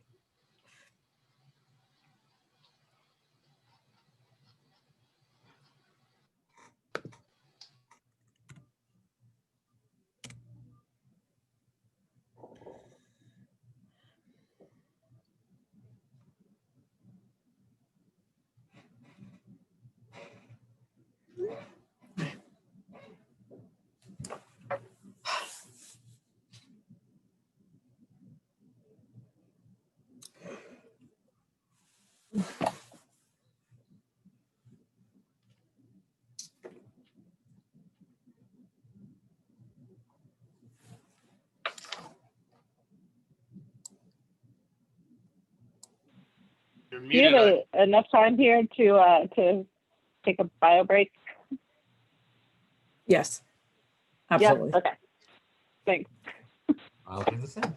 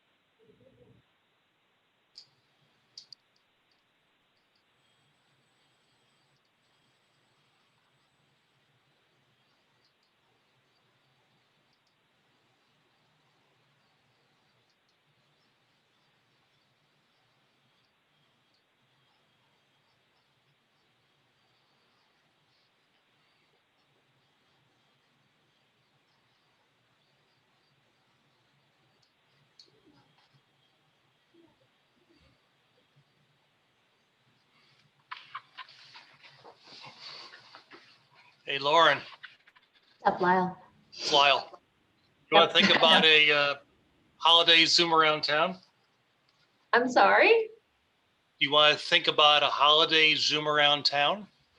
You know, that is a really lovely idea, actually. Yeah, I'll send a note to the merchants and see.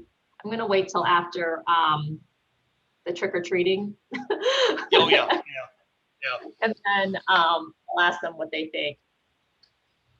Yeah, because I would be really nice to do great gifts, especially for people who don't want to leave their house during the winter, you know, and just like want to pick up a nice, easy way. That's a really good idea, Lyle. Yeah, I mean, we know how to do it collectively, and yeah, I think some of the merchants would be receptive. I think We so could do it too. like maybe the week before, a week after Thanksgiving, maybe that first week in December. Mhm. Might be good timing for them. Yeah, I wonder, I don't know if the chamber is gonna still do wine around town. I don't think they'd be able to, right? Yeah, I mean, that would be a hard one to handle from a social distancing and cleanliness point of view. Yeah, I don't think they're gonna be able, because it gets crowded in the stores when there's wine around town. Yeah. Yeah, we used to do a Christmas video years ago, go around to the merchants and interview them. But we could do it with Zoom around town, just do the interviews online. You know, I think that'd be really nice. have Laura do what she does, have the Mhm. rabbits dressed up. Just so many bunnies. Jill and Ivy Carey emailed Nick to find out where he is.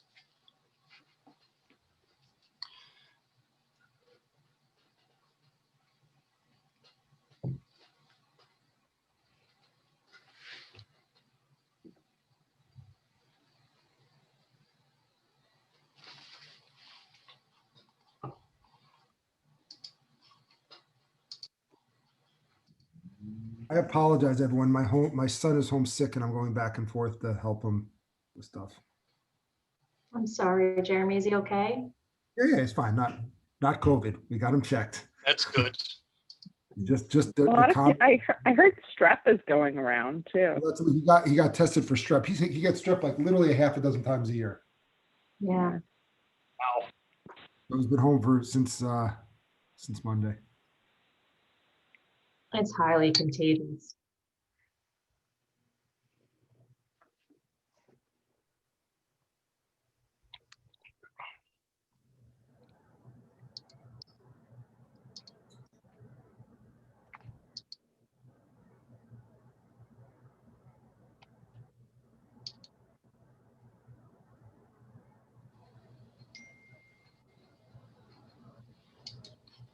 I just got an email from Carrie. Nick is sending a call.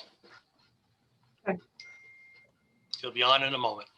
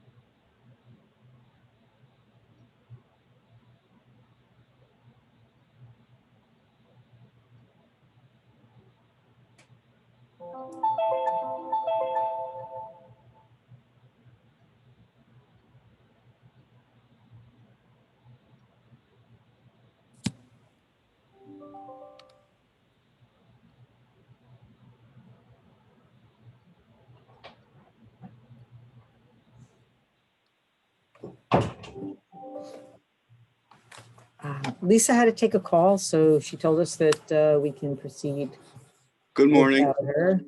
And Nick is here. Terrific. Hey, I'm gonna resume recording. Terrific. Right on So time, Nick. Rob is back at his desk. Okay. Hey, Nick. Good morning, everybody.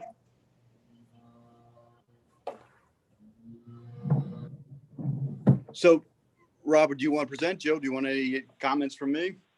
So, Nick, first I want to talk about the proposal that I think Ed had provided and what Keenan Bean is looking for in 2021. You're keeping the retainer flat and the hourly rate to the town flat, and then talk about the increase you're requesting for applicants.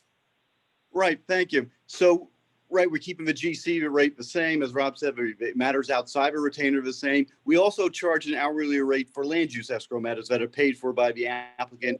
The first 2 hours of any application is included regardless of a project size.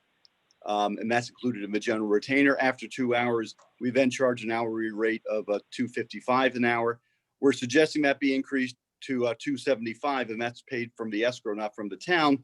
And we're requesting that because we're finding that a lot of the work we're doing is being done by higher level attorneys, more experienced attorneys, and the applicants are getting the benefit of our firm's land use experience, and that the rates, and it, quite frankly, in some respects, it's cheaper for them to have us do it at $2.55 or even $2.75 than them pay their attorneys to do the work. And we're finding, especially with easements and documents to be recorded, that it's really not as fair to us as we'd like in terms of the way we're staffing it. So we're recommending that a bounce be to raise it to $2.75. I'll note that that is still significantly below what the town was charging escrow fees to applicants before our firm was engaged. So it would still be below what was charged previously.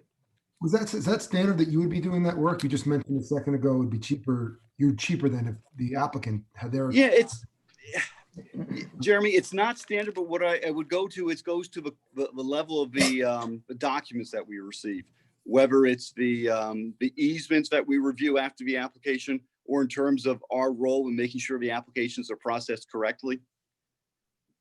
We do find that we're more involved than I would typically expect. I'm sorry, I'm looking at the budget right now. Where am I finding that in the budget? Or I don't are we think you talking would about find something it that's in the outside of the budget?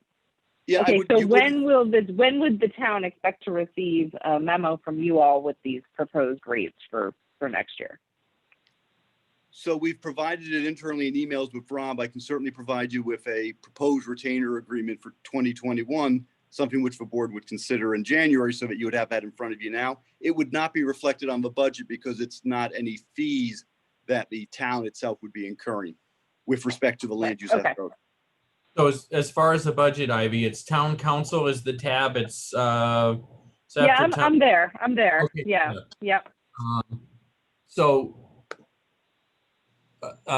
Nick, if you're done explaining, or if the board doesn't have any questions about that, I'll just show you how the numbers work out. Yep, I'm done. Thank you.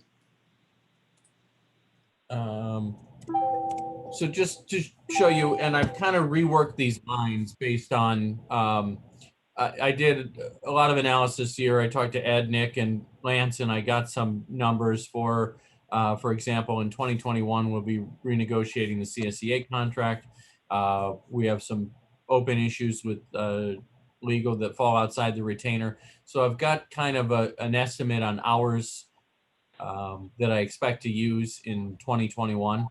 And so this top line here where it says legal services retainer, a couple of years ago, we had combined, we actually had a labor retainer, and there's four budget lines. I'll show you the next ones on the next page that have to do with legal fees. And I've just kind of reworked them to more accurately depict where the charges should go. So the retainer, I'm taking out any of that extra money. We're no longer on a labor retainer. We're on an hourly basis for any of the labor. And so that retainer 191.4 represents exactly what Keenan Bean will get for the labor retainer for, sorry, not labor, for the general retainer for the year. I've then shifted funds into the litigation and then into the next budget line here, the non-retainer special projects. Those are basically outside the retainer. I've shifted that. So if you look at the bottom line here, the original budget in 2020 was 508,000. We're recommending a slight decrease actually in legal fees down to 497 at this point.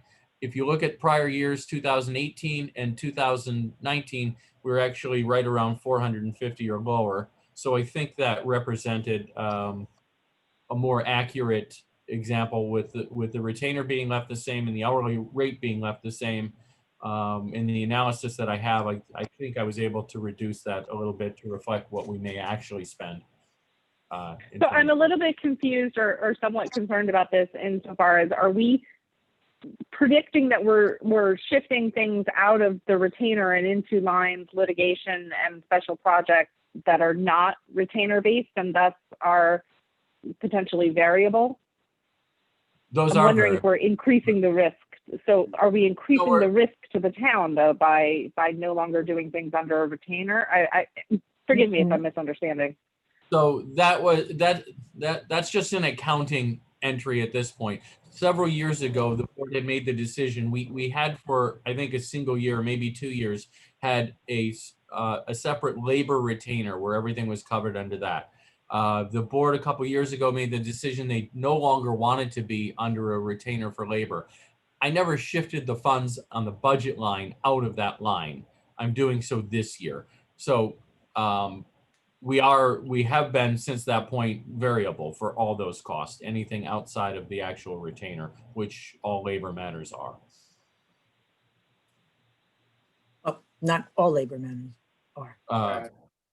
I see what you're saying. So, right, so the contract right now for retained services is something like 15,000 a month or 15,500. Right. I forget the exact amount. So times 12 months, that's where we get close to the 191,000. Yeah. Got it. And so you're split, instead of it being, It's essentially the same amount of money allocated, actually less money allocated to legal, but just shifted to different lines, because to me that more accurately reflects what those where those expenditures are. And to me, the budget of 497 is kind of interchangeable within those lines, whether we're using it on a labor project or litigation or other matter that's not covered within retainer.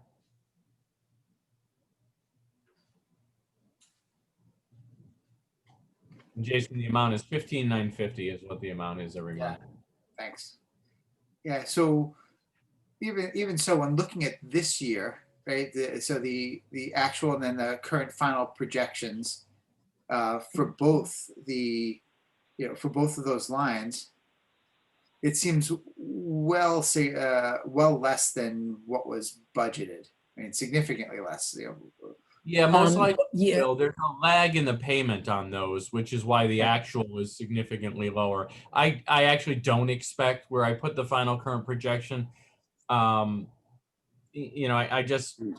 set it at the original budget, but I don't know because of what's outstanding still for the year. So the majority, we're on a lag. Let me look at and see what that represents, how many months we've actually paid. Maybe Nick knows, I don't know.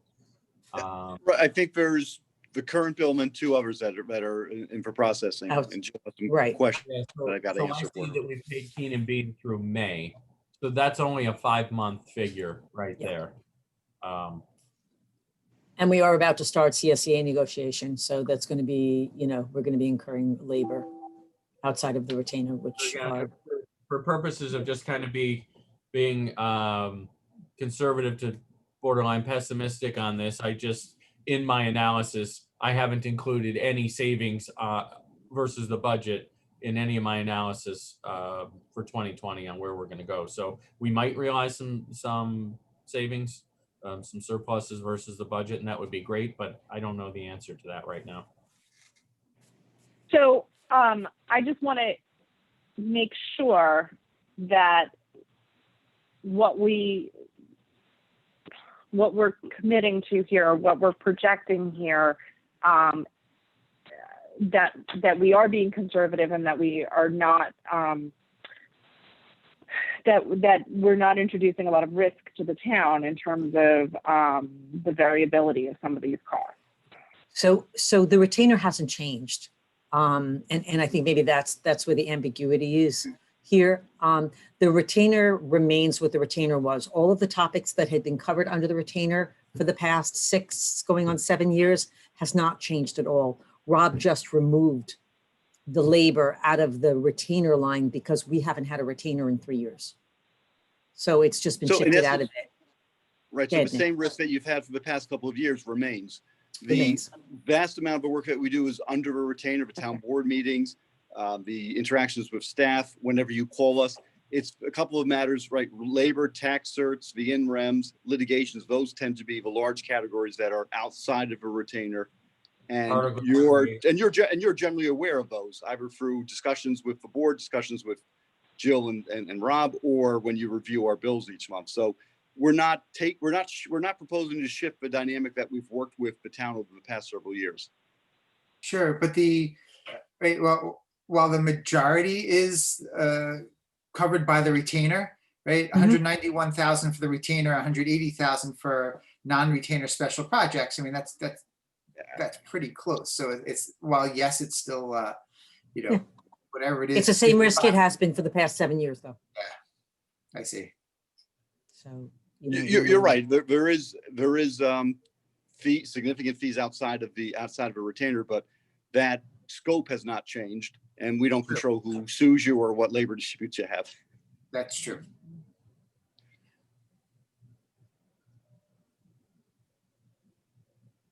And we're proposing to keep the fees flat as well, so it would be reflective of the current arrangements we're working with the town, except, as I said, for the land use accounts for the reasons I've mentioned.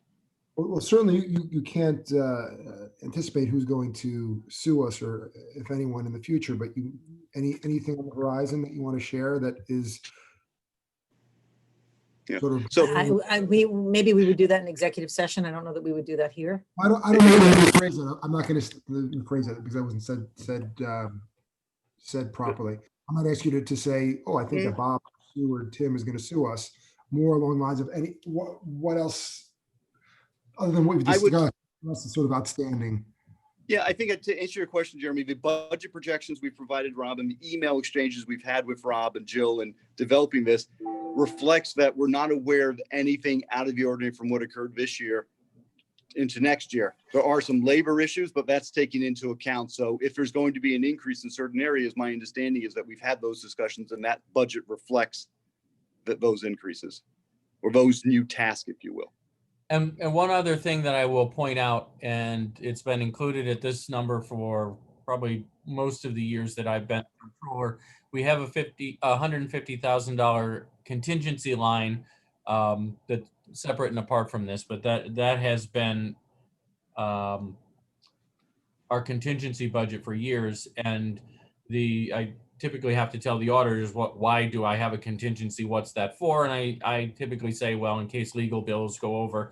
And we, ultimately the contingency can be used for any budget line that goes over, but we have a significant amount that would be reserved within the budget in case we have any excessive fees. We don't know of anything, not that Ed, Nick, or even Lance have indicated on the horizon that is,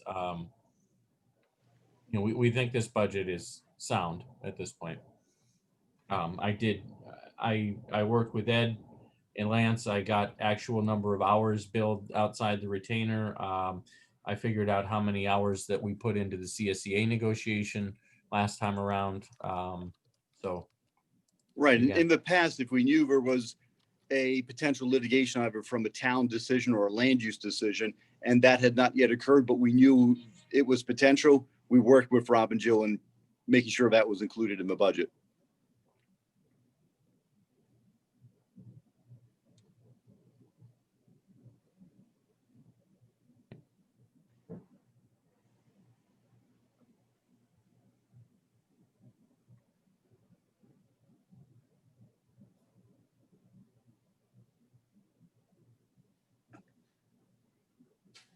Okay, that's helpful. Thank you. I would, at some point like to take a look at the memo that has been circulated about the proposed fees for next year. But I appreciate this overview, and thanks for your time, Nick.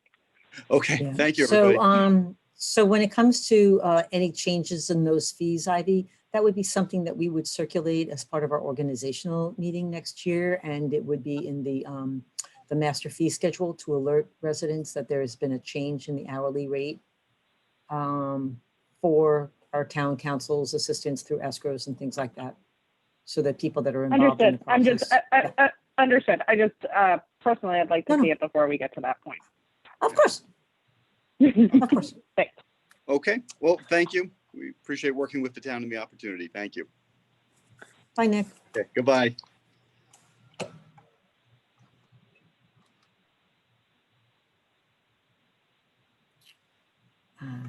Let's see, is the chief on? Yep. Morning. He's here. Hey, chief, how are you? I'm well, thank you. How's everybody? Good, good.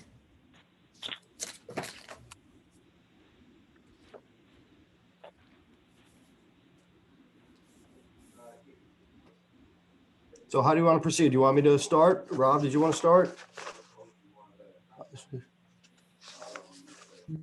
No, Chief, I think you're okay to start. I don't really have much of an introduction. I think this is all your budget. This is representative. This is all you. So Let's go to this line 3010 with the Public Safety Administration. Excuse me 1 second.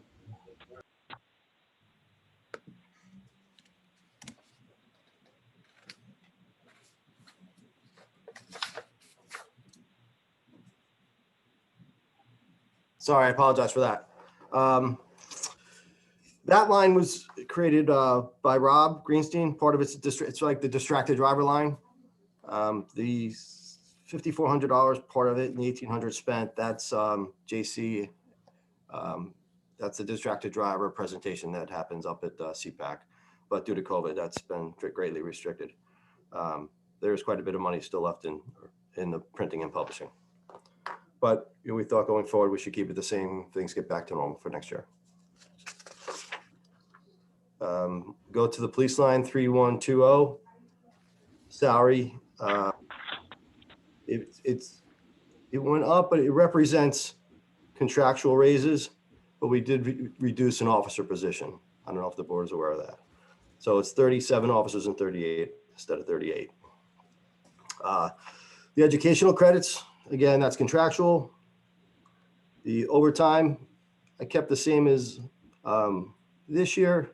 Obviously, it's going to be less this year, again, because of COVID. Next year, we're going to be down at least 2 sergeants. It includes sick, town details, recreation details, all encompassing. I think that's a reasonable number to stay with. The holiday pay, there's a difference between Rob and I. That's contractual as well. I give the total exposure to the town, and Rob goes on past histories of what officers are taking, whether it's in time or in pay. Yeah, and so if you look at this line, it's 3120-103. 2018 we used 210,000. 2019 238,000. As the chief said, he calculates the total potential liability. The officers are permitted to either take that as time off or in pay. So that's why we never actually know exactly how much they're going to do. I increased that number a bit from last year. Just we have a newer, younger police force. We had kind of an idea with the older guys who was going to take what. The younger guys, we have a little bit less certainty. So I just wanted to leave a little more room than I typically do. So I brought that number to about 300,000 this year, but far short of what the actual liability is. And Chief, you said this is a contractual arrangement. That's correct. With regard to holiday pay. Thanks. May I also ask a quick question? When it comes to things like the sidewalk sale and like the Halloween trick or treating, where we have to, schedule additional officers downtown, where is that reflected? I mean, obviously it's not here, but you know, It's That's- all part of the overtime budget. okay, And I break it down for, it could be staffing, it could be a storm overtime, it's rec department detail. And I can't consider that a town detail. got it. So anytime something like that goes, that's where it comes out of. Thank you. So that's all our contractual issues, except for the education, except for down at the end is the line for the guys going to college. I think there's $6,000 there, and that stayed the same. That's again contractual, but the budget difference from last year, all contractual items, is $150,406.92. So that's an increase there. Everything else is non-contractual, and all my non-contractual items I kept the same or a reduction out of 20 of 22 lines, for a decrease in that line budget of $45,789.52. And we can go through them now.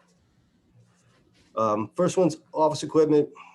Past couple of years, we had budgeted for a scanner for the new impact system. We never purchased it because we didn't upgrade the system yet. So I reduced it to the replacement of items, unanticipated replacement of $1,000, which is what we normally use. Again, the next one is departmental equipment, $3,000. It's replacement of unanticipated radars, tasers, flashlights, etc. The dispatcher chair is the officer's furniture. I removed a chair from next year. I do want to say that I'd like to remind it that every year for us is like 4 years. Town hall staff comes in 250 days a year, and we're here, 1,095. So that's just something I find interesting. Communications, budgeted for 2 more radios replacement. That price just went down a little, so that was good. Vehicles, I took a vehicle out of the budget that I proposed, the 10-year plan that I had, and we can make do with that. Office supplies, it's $4,200. It's consistent with what we've been doing and what we spend. First aid and supplies, it's replacement of items we use during the year and some training stuff. Printing and publishing, letterhead, envelopes, tickets, the annual alarm mailing, and there was a reduction there, and that's a good number. Departmental supplies, that's evidence collection, investigative funds, batteries for our batteries, ammunition, cartridges for taser training, all those things is just required. Books and subscriptions, criminal law handbook, vehicle and traffic law handbook. It's a service we use for investigative called TILO, and that number stayed the same. Conferences and travel, zero expenditure this year, but it's important for continuing education. That includes the Highway Safety Symposium, Juvenile Officers Training, the Women in Law Enforcement, and the International Chiefs of Police Conference. Chief, did they hold any of these conferences virtually this year? The only one that was doing virtually is IACP, and that's coming up, but I just didn't see the need for it. And it's right, Okay. Next week. Okay. Dues, Westchester County Chiefs Association, the, Detectives Association, the Youth Officers Association, the Juvenile Officers Association, the Women in Law Enforcement. It's memberships we want to say, and that's the same. Training and instruction, you see a pretty big difference there from this year. Reduction wise, it's just because it wasn't happening outside of the department. But next year, last year we did evac and simulator. We don't have to do evac again, so I was able to keep it down and reduce it. But we're going to be required to continue our education. Equipment maintenance and repair, there's a reduction there, and that's literally our service contract with Goosetown went down substantially. Contractual services, that's an area that went up. We've been paying Triad to assist with us in a disability retirement of one of our officers. It was never in the budget. I just added it just to make it more accurate. The lease and maintenance contract, Again, reduction, but that was just before our voice recorder went down substantially. A couple of those went up, but the net was a lot negative. The vehicle maintenance, I increased it, the past 2 years, and that's just a reflection of what we're actually spending. If you look at,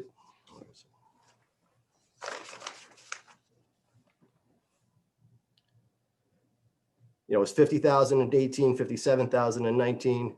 We went to 45, so I just thought 50 was a much more realistic number is what we're actually spending. Gasoline, that's been the same. That seems to be the number we use. Special projects, I kept them the same. That's youth officer program, special programs for the school liaison officer, the SRO, the community policing unit, annual police recognition, and some child passenger safety. Uniform and purchases, part of that is, 50% reimbursement. We have to buy 5 replacement vests next year. I budgeted for 3 new hires next year, I think is reasonable. And I wasn't able to outline the outfit the firearms instructors this year because they didn't have the training, but I need to send 3 guys next year. And then the uniform allowance, again, contractual, the telephone, that's what the cost is. And the education reimbursement is 6,000, but I don't think we use that any year. That's the overview of police. Any questions?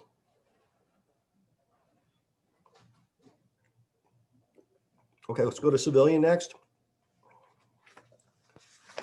So it's a couple different lines there. It's 3121 and 3510. Salaries contractual for, a senior officer assistant, community service worker, and then the animal warden. Overtime, I've kept it what we've been doing in the past, 2,500 for each year. It was 5,000. I broke it down between the CSW and the animal warden. Longevity, again, is contractual. Uniform and boots replacement, 2,000 seems to be what we've been spending. And then we have the part-time salaries. And that's going to depend on how things change for next year. This is the liability that we have if everybody comes back and we're using them on a regular basis. Right now, the only includes crossing guards, includes court attendants, Court officers? Yeah. So Trish is working. She's working her normal part-time schedule. The school crossing guards are in. They're working, and the court attendants are now working. So it's really the parking enforcement officers, McFadden, Matuszewski, and more. So that we'll see how it happens, and that's all going to be based on what happens with the train light lot and parking. Supplies, we put 200, and then the other contractual service we have for that is the SPCA. They charge us a little over $1,000 a month to use their service. Overall, that budget is down $1,132 from the previous year. So Chief, I'll just make one comment, one kind of correction. If you look on 161, the non-police personnel, that amount represents Dina and Manny, just those 2 positions. And then the ones, then 3510, the animal control, that's Sam right there. I have that broken out in mind, but yes, I see that. I apologize. And if you look, so what happened is last year or in 2020, a lot of that was budgeted in part-time for Sam. She's actually a full-time. So it just kind of moved, the money moved from part-time up to full-time. Yeah, we took Jim Moore's part-time position, the park ranger's position, and reduced the one of the park enforcement officers out front, and that made up the difference for her salary. And she's been a great addition to the town. Yeah. She's fabulous. Yep. I see her everywhere in town, and she's super friendly and approachable, and I've just been getting really fantastic feedback on her from people. Yeah. So. Terrific hire, Chief. Yeah. So that's an overview. Any questions?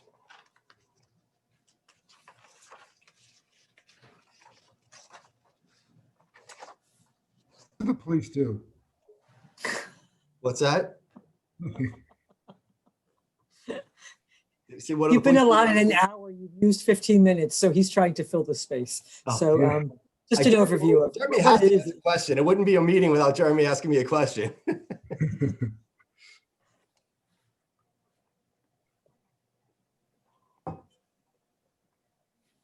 I'm all right. Okay.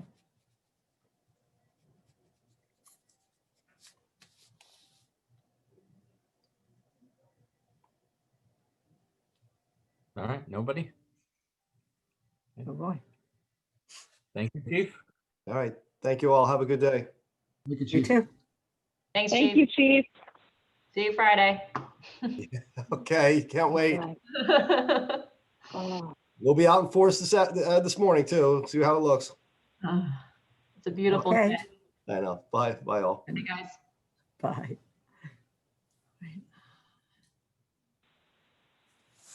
I don't know if the Justice Court is around. Is Lyle on? I don't know if Carrie was on. Lyle, are you? Yeah, Carrie, we can do ours now. Carrie could pop That's on great. in like Awesome. 30 seconds. Thank you. All right. I'll We'll wait. stop sharing You mine. guys are so worth you waiting for. yours.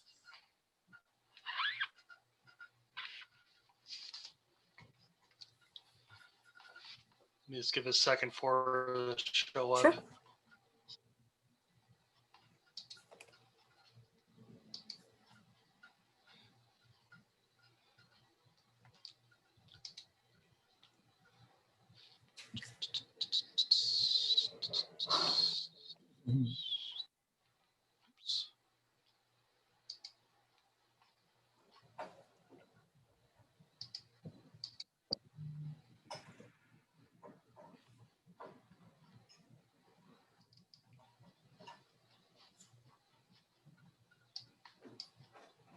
Hey, Rob, what tab would this be?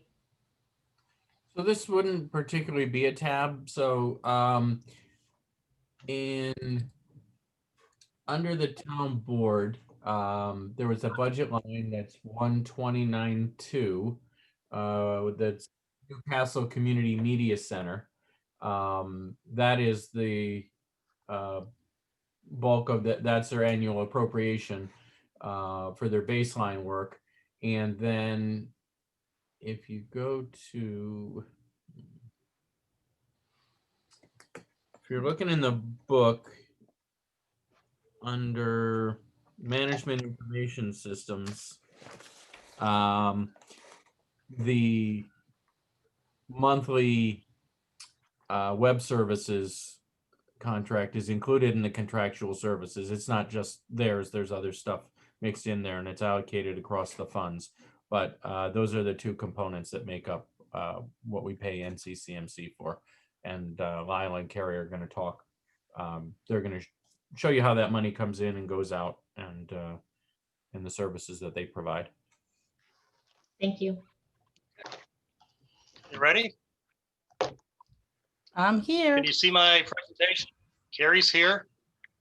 Okay. Yeah, we'll try to answer your question, Lauren, as we get through this, because the funding is interesting. But I just want to cover a little bit of what we do, what we did, how we're funded, and then what happened during COVID, because I think you guys will find this interesting. And then the two budgets that Rob just alluded to, the baseline and web services. And then a little bit of what's coming next year, which I thought you might find interesting. We're broken into two sets of services. The baseline, which is really the traditional public access stations. So that's running 6 channels, producing at town meetings, providing services to the community for loan or borrowing cameras and producing videos.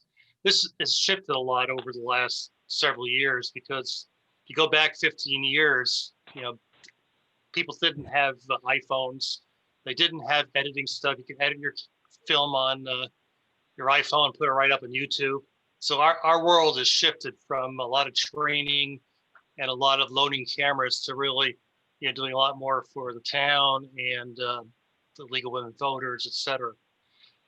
We also do a lot of background work in the baseline stuff, basically maintaining all the video archives for the town, which we're legally required to maintain.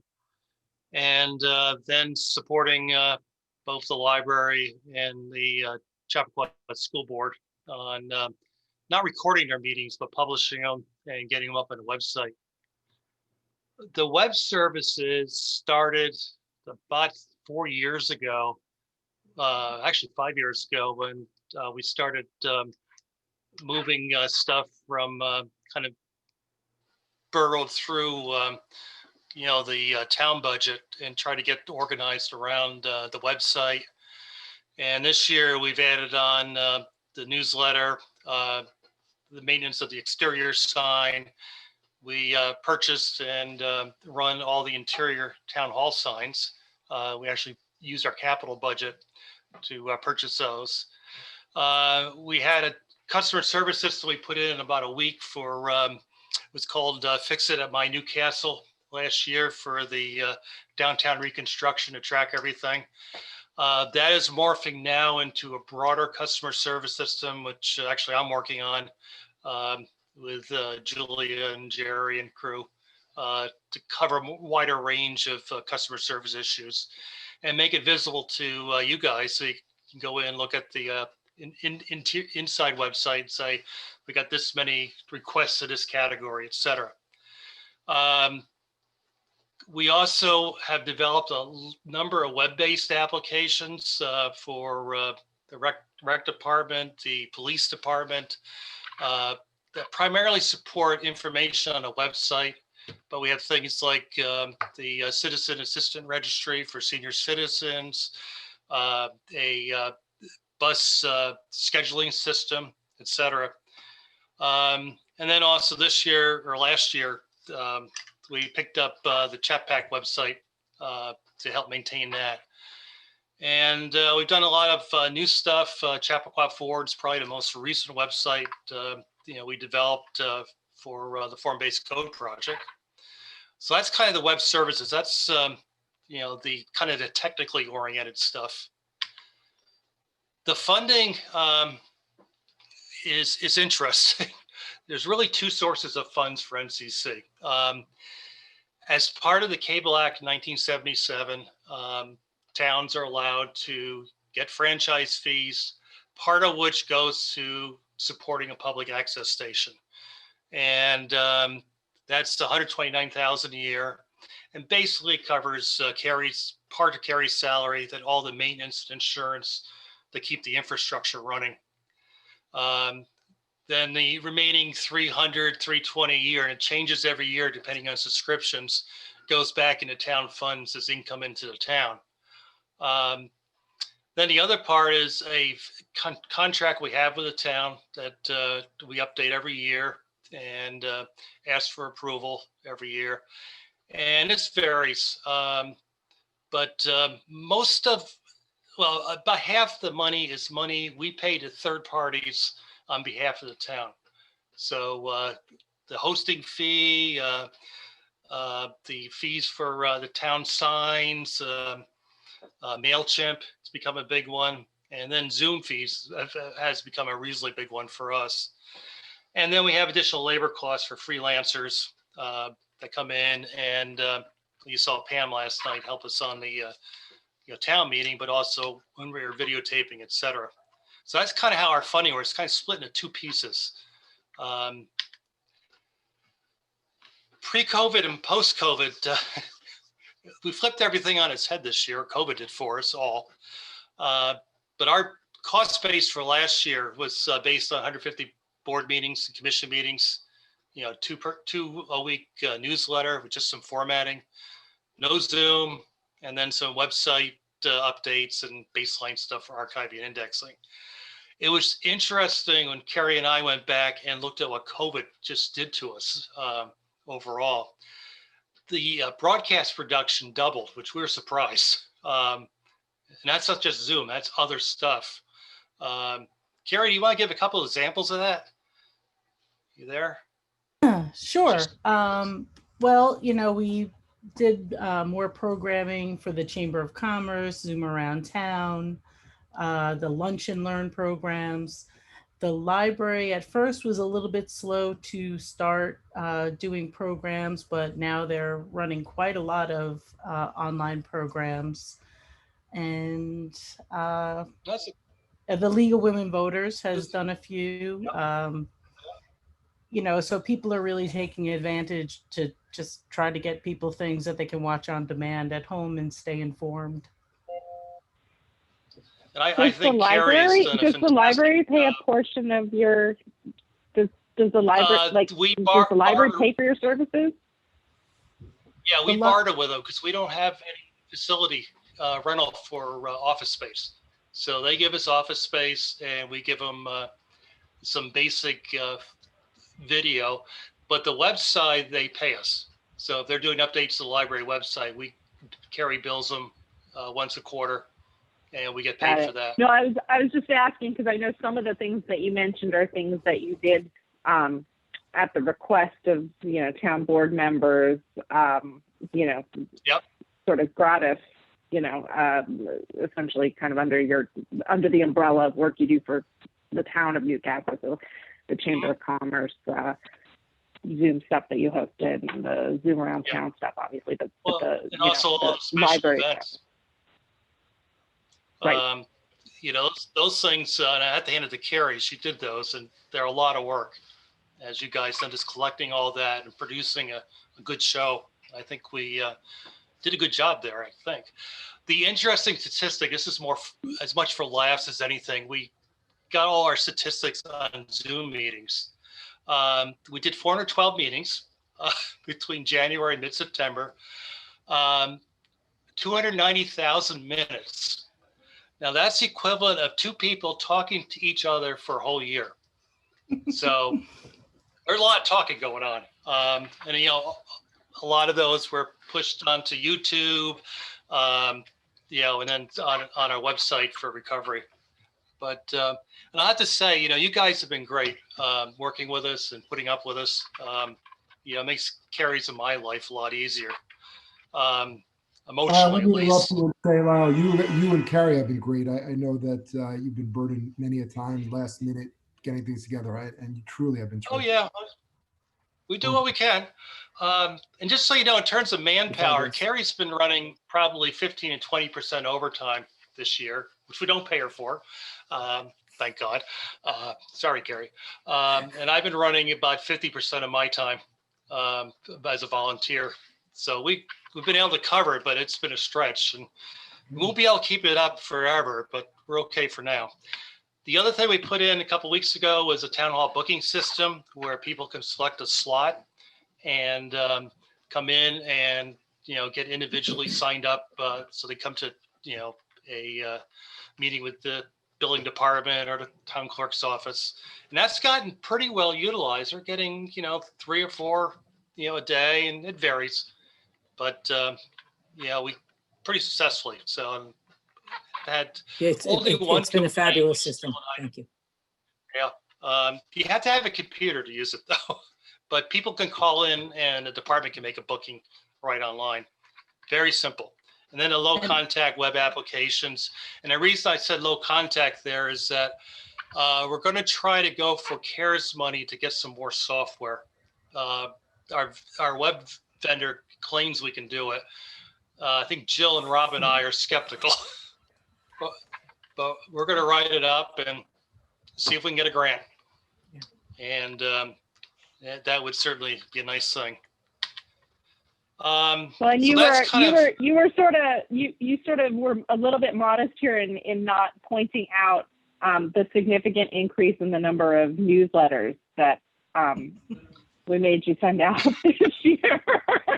So I mean, like, you know, I cannot say enough about, you know, and Jeremy alluded to this too, but how responsive and just available and incredible you guys were, you know, during the height of the pandemic when we were literally sending out a newsletter, you know, as well as, you know, during the storms, every day we were sending out a newsletter, and it was really like an emergency service and a lifeline that you guys were throwing to the residents of this town. So it like, you know, really, like, everyone owes you a debt of gratitude because, you know, we could not have been as communicative and as responsive as we were without you guys. And you definitely didn't sign up for that when you said you were going to take over the newsletter responsibilities. So I got a few emails from Jill over the time saying, how can you get it by 3 o'clock? How about 5 o'clock? Can you get it before 9 o'clock? And then it was 8 o'clock.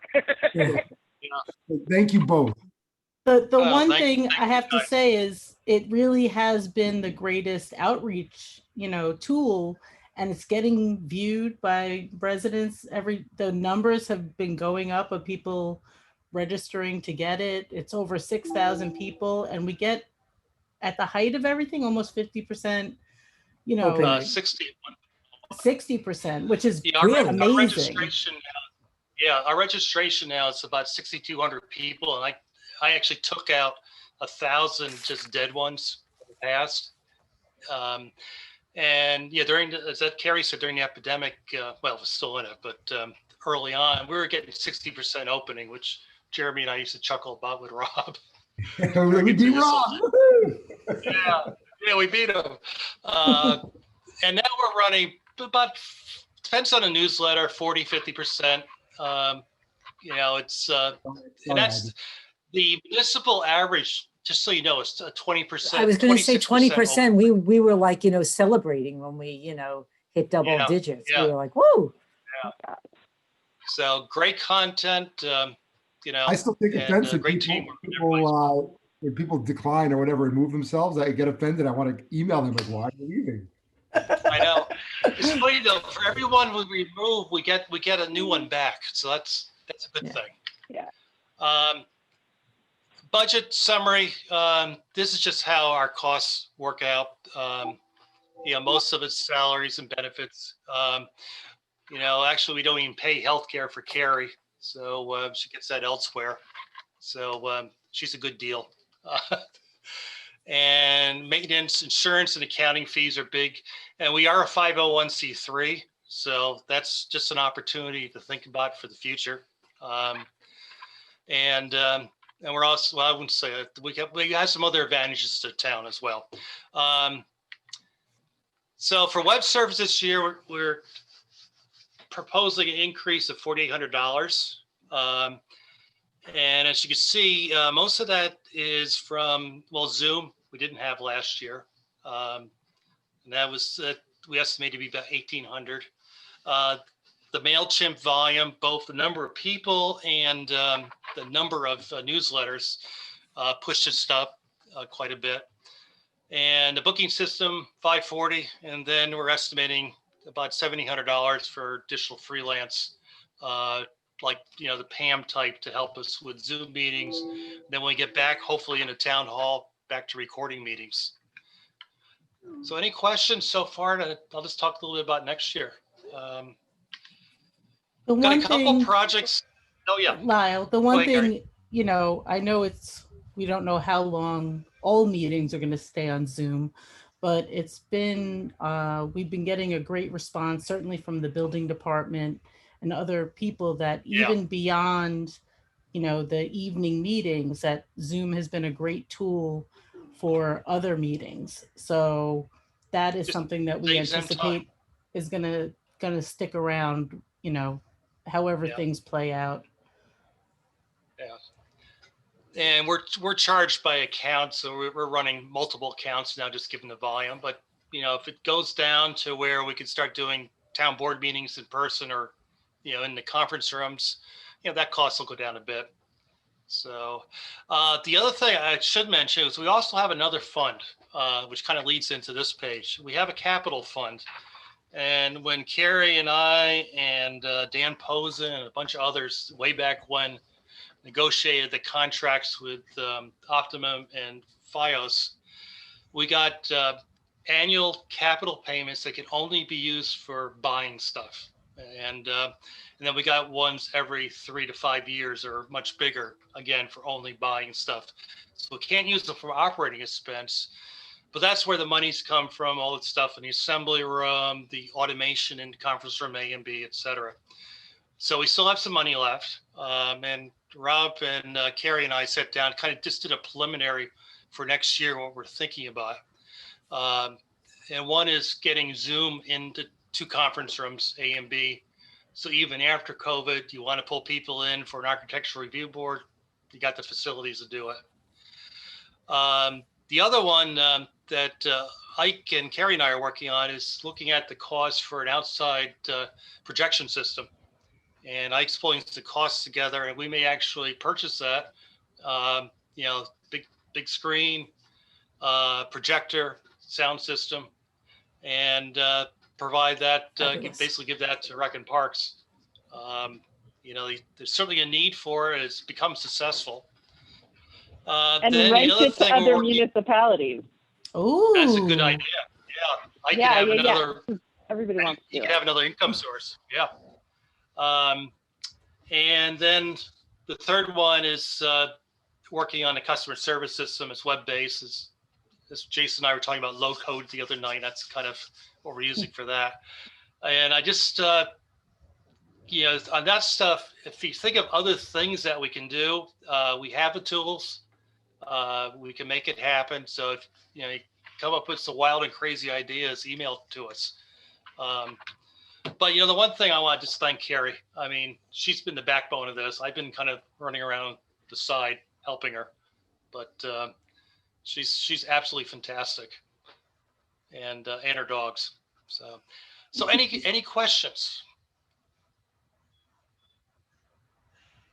So, you know, what we'll do after the budget gets approved, we'll prepare another Exhibit A, and you know, with Rob and Jill, and get you guys approving that, which is basically for the 120 or for the 29,000, and keep The Oh, moving. additional 4,800. That's all that it's going up this year. Incremental, yeah.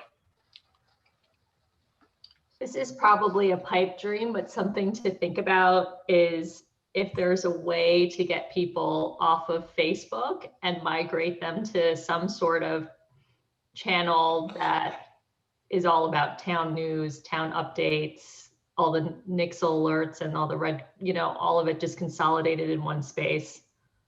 So Yeah. that, you know, we're just not jumping from, you know, multiple outlets, I guess is, for lack of a better term. Yeah, I would call it multiple confusing outlets. I think we got too many.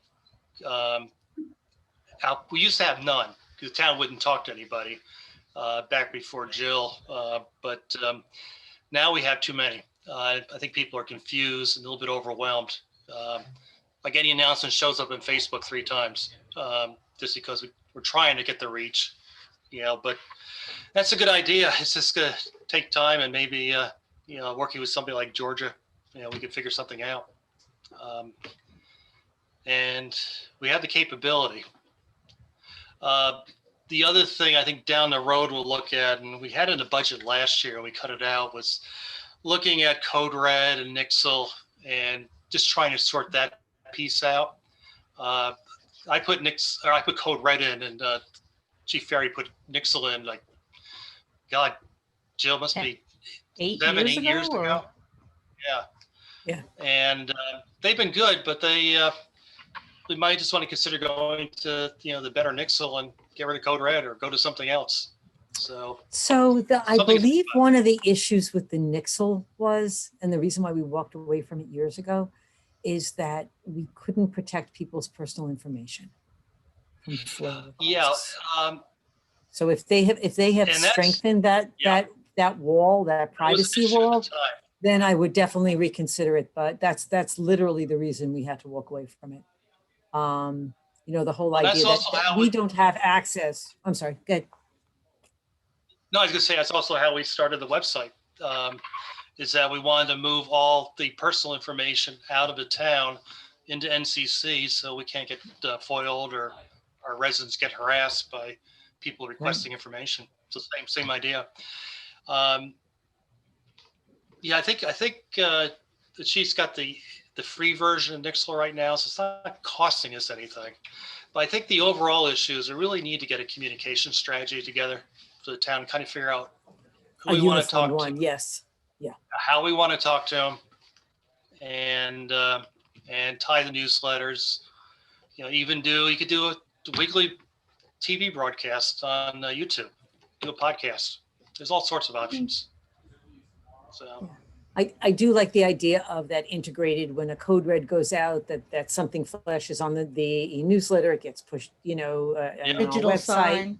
That, On a yes, so digital you don't, sign, yeah. right, so that you don't have like all of these different, oh, I didn't post it here, I didn't post it there. And thankfully, I've got Carrie and Lyle looking over my shoulder after we send out a code red to say, hey, did you guys want this, as a banner across the website? And, what about the electric sign? And should it go in the next newsletter? And the answer is usually yes to all the above, but But it's all really complicated. And we Yeah. all of us make mistakes and miss things. We're pretty good, but once in a while we do. yeah. Can I ask you a question about public outreach for a minute? And that is, do you have numbers on the participation, public participation or public engagement of these Zoom meetings that we've been having? Yeah, we can gather. I'm Yeah, just, we got to do a meeting. Yeah, Jeremy actually asked us a couple weeks ago on the form-based code, and we get the gross numbers. The actual individual, we had to go back to each meeting and check. Awesome. So yeah, we could do it. It's just a fair amount of manual labor. There's no report in Zoom we could find. Yeah, yeah, I we just, could- I am curious about the effectiveness and the outreach. It appears to me as a layperson, just sitting at and watching the number of participants, that the number that we're getting is far greater than our in-person meetings. I think the ease of, entering the meeting, the fact that, you can still be eating dinner and doing laundry and 1,000,001 other things and still be listening to the meeting and being able to participate in it is a tremendous, opportunity for people that wouldn't ordinarily be able to make the meetings. So they're putting their kids to sleep. They don't have a babysitter, fill in the blanks. Yeah, or take it the seemed- 20 minutes to drive down to town hall. Right. So I just, Not to mention that we're recording all of these and then making them, archiving them and making them available to people. And the recording quality, of course, because we're all on Zoom, and so you're seeing our face as opposed to seeing us from across the room and not being able to catch every word that we're saying. I mean, it's actually. Yeah, in certain that's such a good point, because I remember the complaints, certainly before the improvements in the sound, that new sound system that you put in right in front of the dais in the assembly ceiling room. mic, yeah. Right, the ceiling mics. Prior to that, it was always problematic. The sound was very spotty depending upon where you put the microphone, how far back you were sitting in the chair, et cetera, et cetera. So, Yeah, the other thing on the participation, we have direct participation on Zoom, which we get good numbers on, and we can go back in like the town board meetings and work sessions and give but we also have live on YouTube at the same time, and we get a lot of viewers, both during, like right now, this morning probably not, but at the evening ones and afterwards. So they're out there. So I think it's been a lot more effective. That's my impression too, but I'd just be curious if the numbers actually, bear that out. And Jill, we had spoken maybe publicizing the link with the phone and, just in case Right. anybody is having issues connecting, we want to make it as accessible to as many people as possible. Right. So Carrie and I had been speaking, we were contacted by a senior who has just, he and IT just don't get along. And he'd very much like to participate in the meetings. And Carrie was terrific. She, there's a telephone link that makes it really easy. You can just listen in on your phone. There's a way to raise your hand using *9.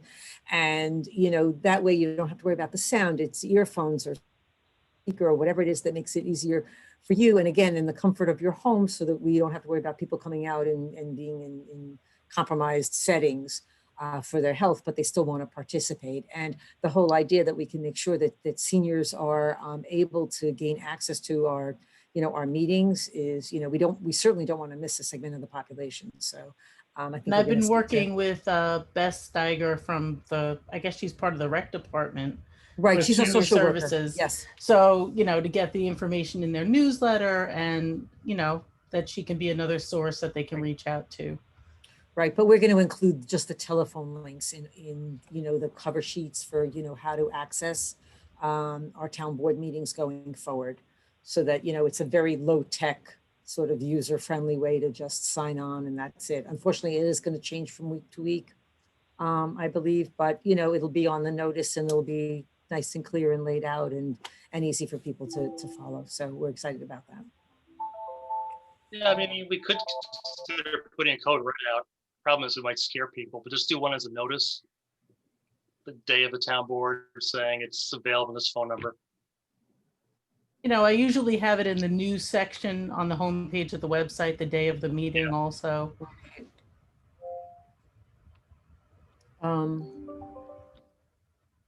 Any other questions or comments? We love Rob, you. did I embarrass you? You guys are the best. We really enjoy. I really you guys, enjoy both. And I really Carrie and I just love working with you guys. You've been the best town board ever. Yay! Oh my God. Hey, did somebody record that? Wait, we are. I bet you say that to all, Lyle, you say All that to your boards. Oh, no. Jill knows.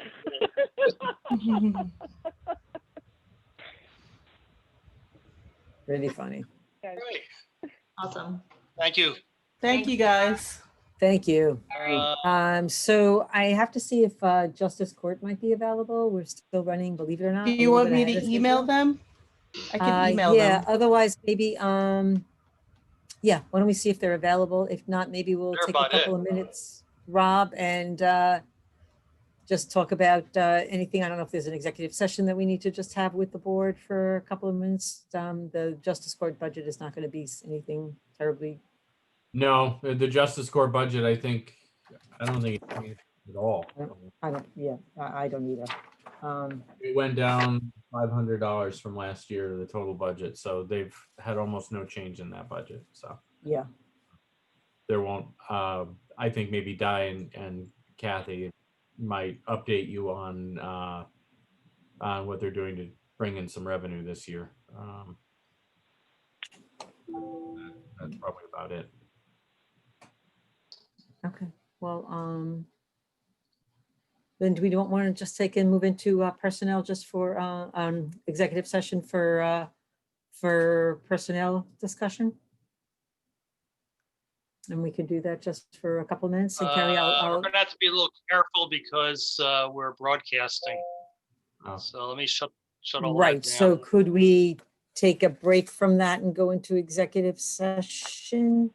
Why don't we see if Yeah. Justice Court's available? If they are, great. If Okay, not, we'll do it at the end. If not, everybody should log off and then we should log back on. I can put it back in Oh, practice mode. okay. All right. Well, then why don't we hold? We could just then pause. Okay.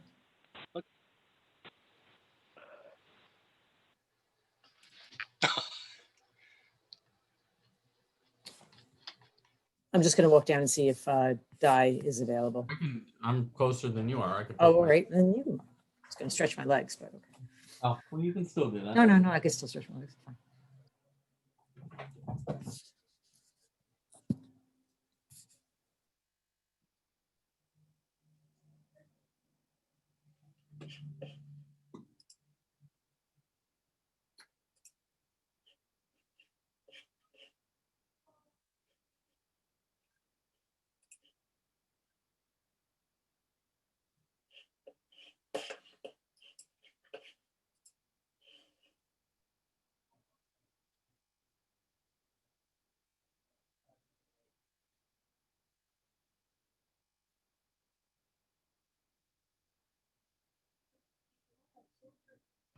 Okay, I sent them emails.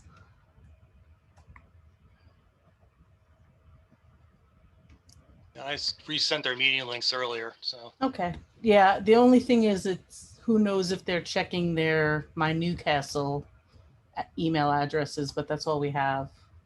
Yep.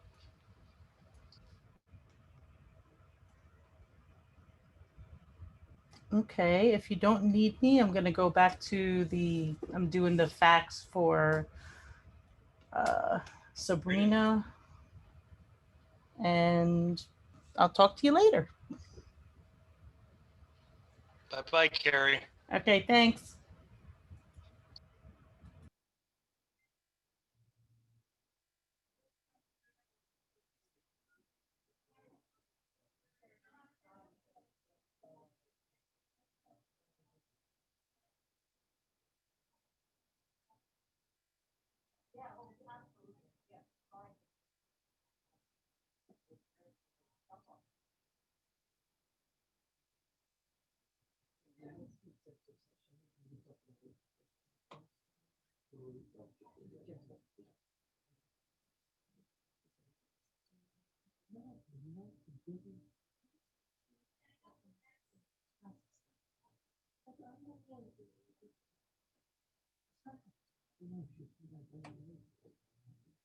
I wasn't sure why, and yet, I think you understood my methodology. I just want to show, as an accountant, I want to show the things that are correct in the right lines. I mean, when you look at the bottom line, yeah, it's great.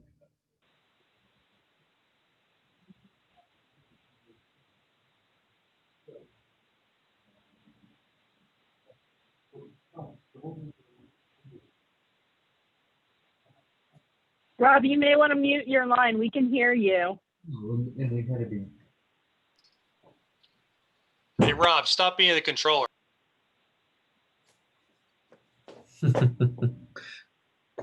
Nothing you said was bad. I just, if he wants to. What's that? I was just saying we could hear you, so I didn't. If you guys No, were gonna say. No, I am trying to be an accountant. That's what I go through the budget every year and I look at stuff and I'm like, wait a minute. Why is that charge there? It shouldn't be charged. In fact, even when you saw your salary last, they brought that up in the town board salary. It was like, I saw that when I was going through and I'm like, you know what that is? Ivy's still listed as a board member in the accounting system, but she's a supervisor now. So she's not charged in the right place. So I think they're going to hop on with us real quick. They have an arraignment, so they're trying to fit us and the arraignment in between.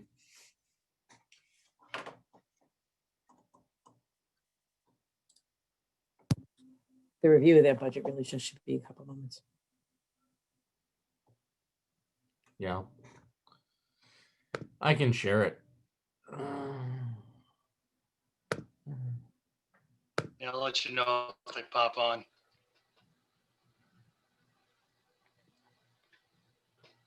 Like I said, Diane, they have done a good job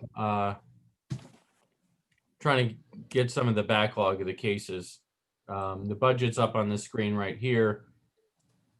You look at the bottom line, there's about how much is it? A couple $100 difference. The salaries stay the same. The stipend is a contractual item. The overtime is what the court clerks get for working for night court. They've got a part-time person that they use on a sporadic basis to help them get through some of the backlog when they get busy. And most of the stuff down here, the contractual services is the interpreter, the court reporter, and I think the software for them as well.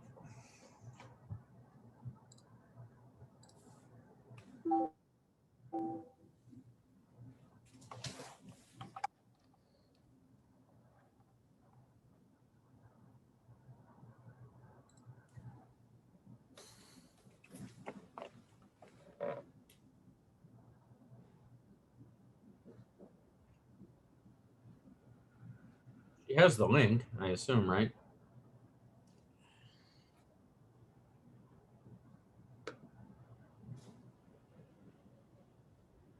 Is that somebody just dialed in? Is that Di?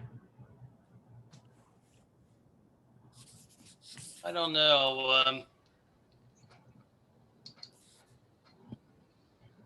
They're on mute right now. Oh. Hello. Okay. Hi, I apologize. This is Diane, the court clerk, and I have Judge Krause. Terrific. All right. Thank you. Good morning. Yeah. Good morning. Good morning. So, Di and Judge Krause, I just went through. I have you can't see it, but I have your budget page up on the screen. I went over it with the board. There's a slight decrease of about $700, I think, over the prior year, and that's the maintenance and repair line went down a little bit. Other than that, your budget remains pretty much the same as it was in 2020. Either of you are free to comment on any of your budget lines, or Di, I thought maybe you could explain to the board how you guys are clearing the backlog right now and trying to make up for some of the revenue that we lost for about 3 or 4 months completely. Well, I prepared the report, the funds that we turn over to the town for the year for both the judges. So just to give you an idea, we had normal months for January, February, and March for Judge Krause, who sits early the first 2 weeks of the month.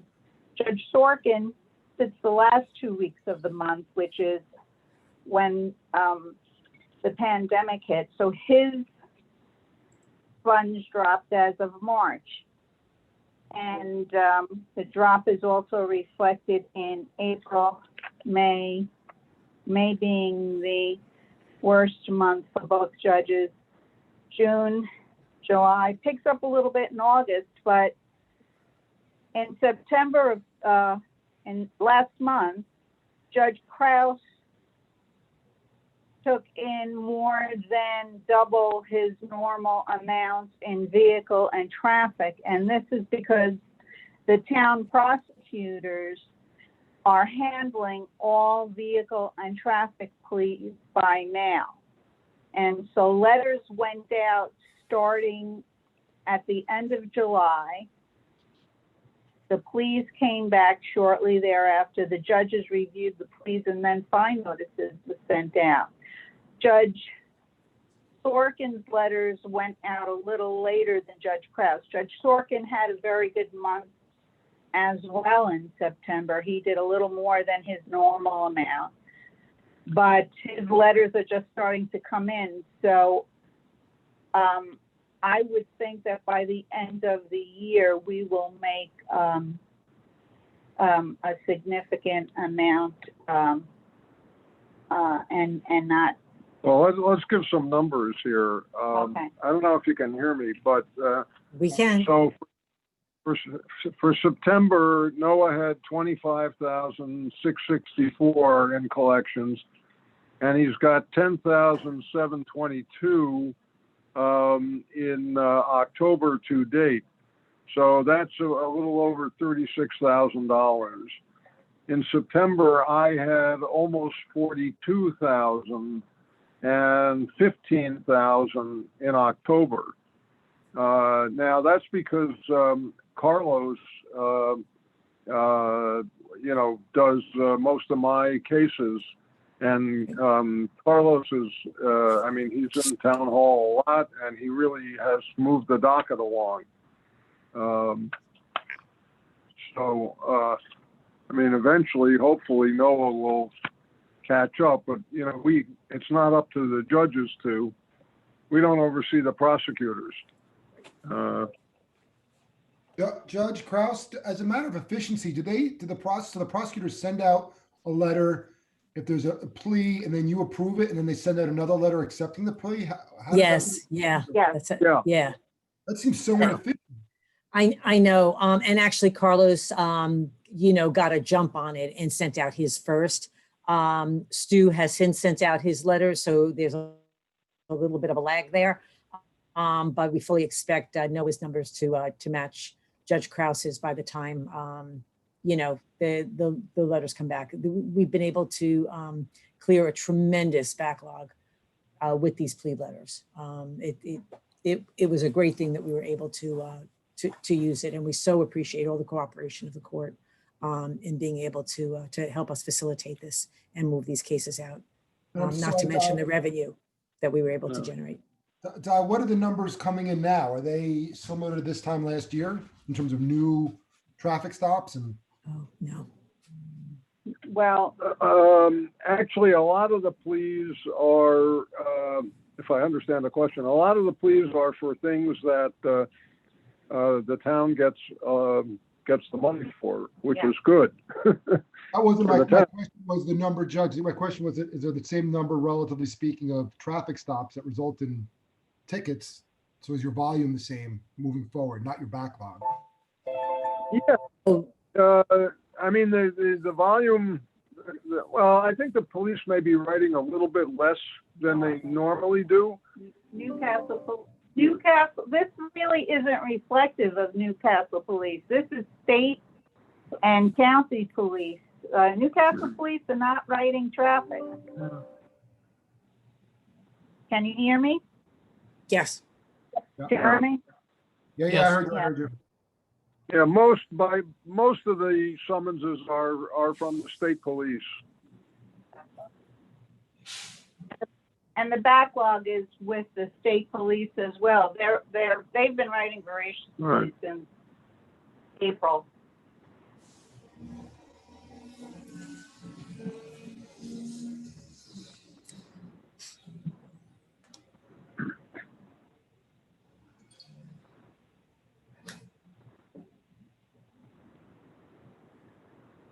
Hello? No, we're here. So anything else? Yeah. Does the board have anything else for the court? I'm sufficient. Okay, great. Thank you so much. We so appreciate you jumping on the call. I know that you've got an arraignment pending and Thank you. that things are a little crazy there. Thank you, thank you. Thank You're you. welcome. Okay, Thanks. bye. I'm gonna give this to Rob. Okay, there's a couple of things we'd like to talk to you about regarding personnel. Does the board have any questions for the group that is appropriate for this public portion of the meeting? Otherwise, I'd like a motion to go into an executive session just for a couple of minutes, and then we'll adjourn from there for personnel. I move as reflected by Jill Shapiro. Second. All in favor? Aye. Aye. Okay, so Carrie, Lyle, can we stop? Gosh, they're Yeah, always let ahead. me just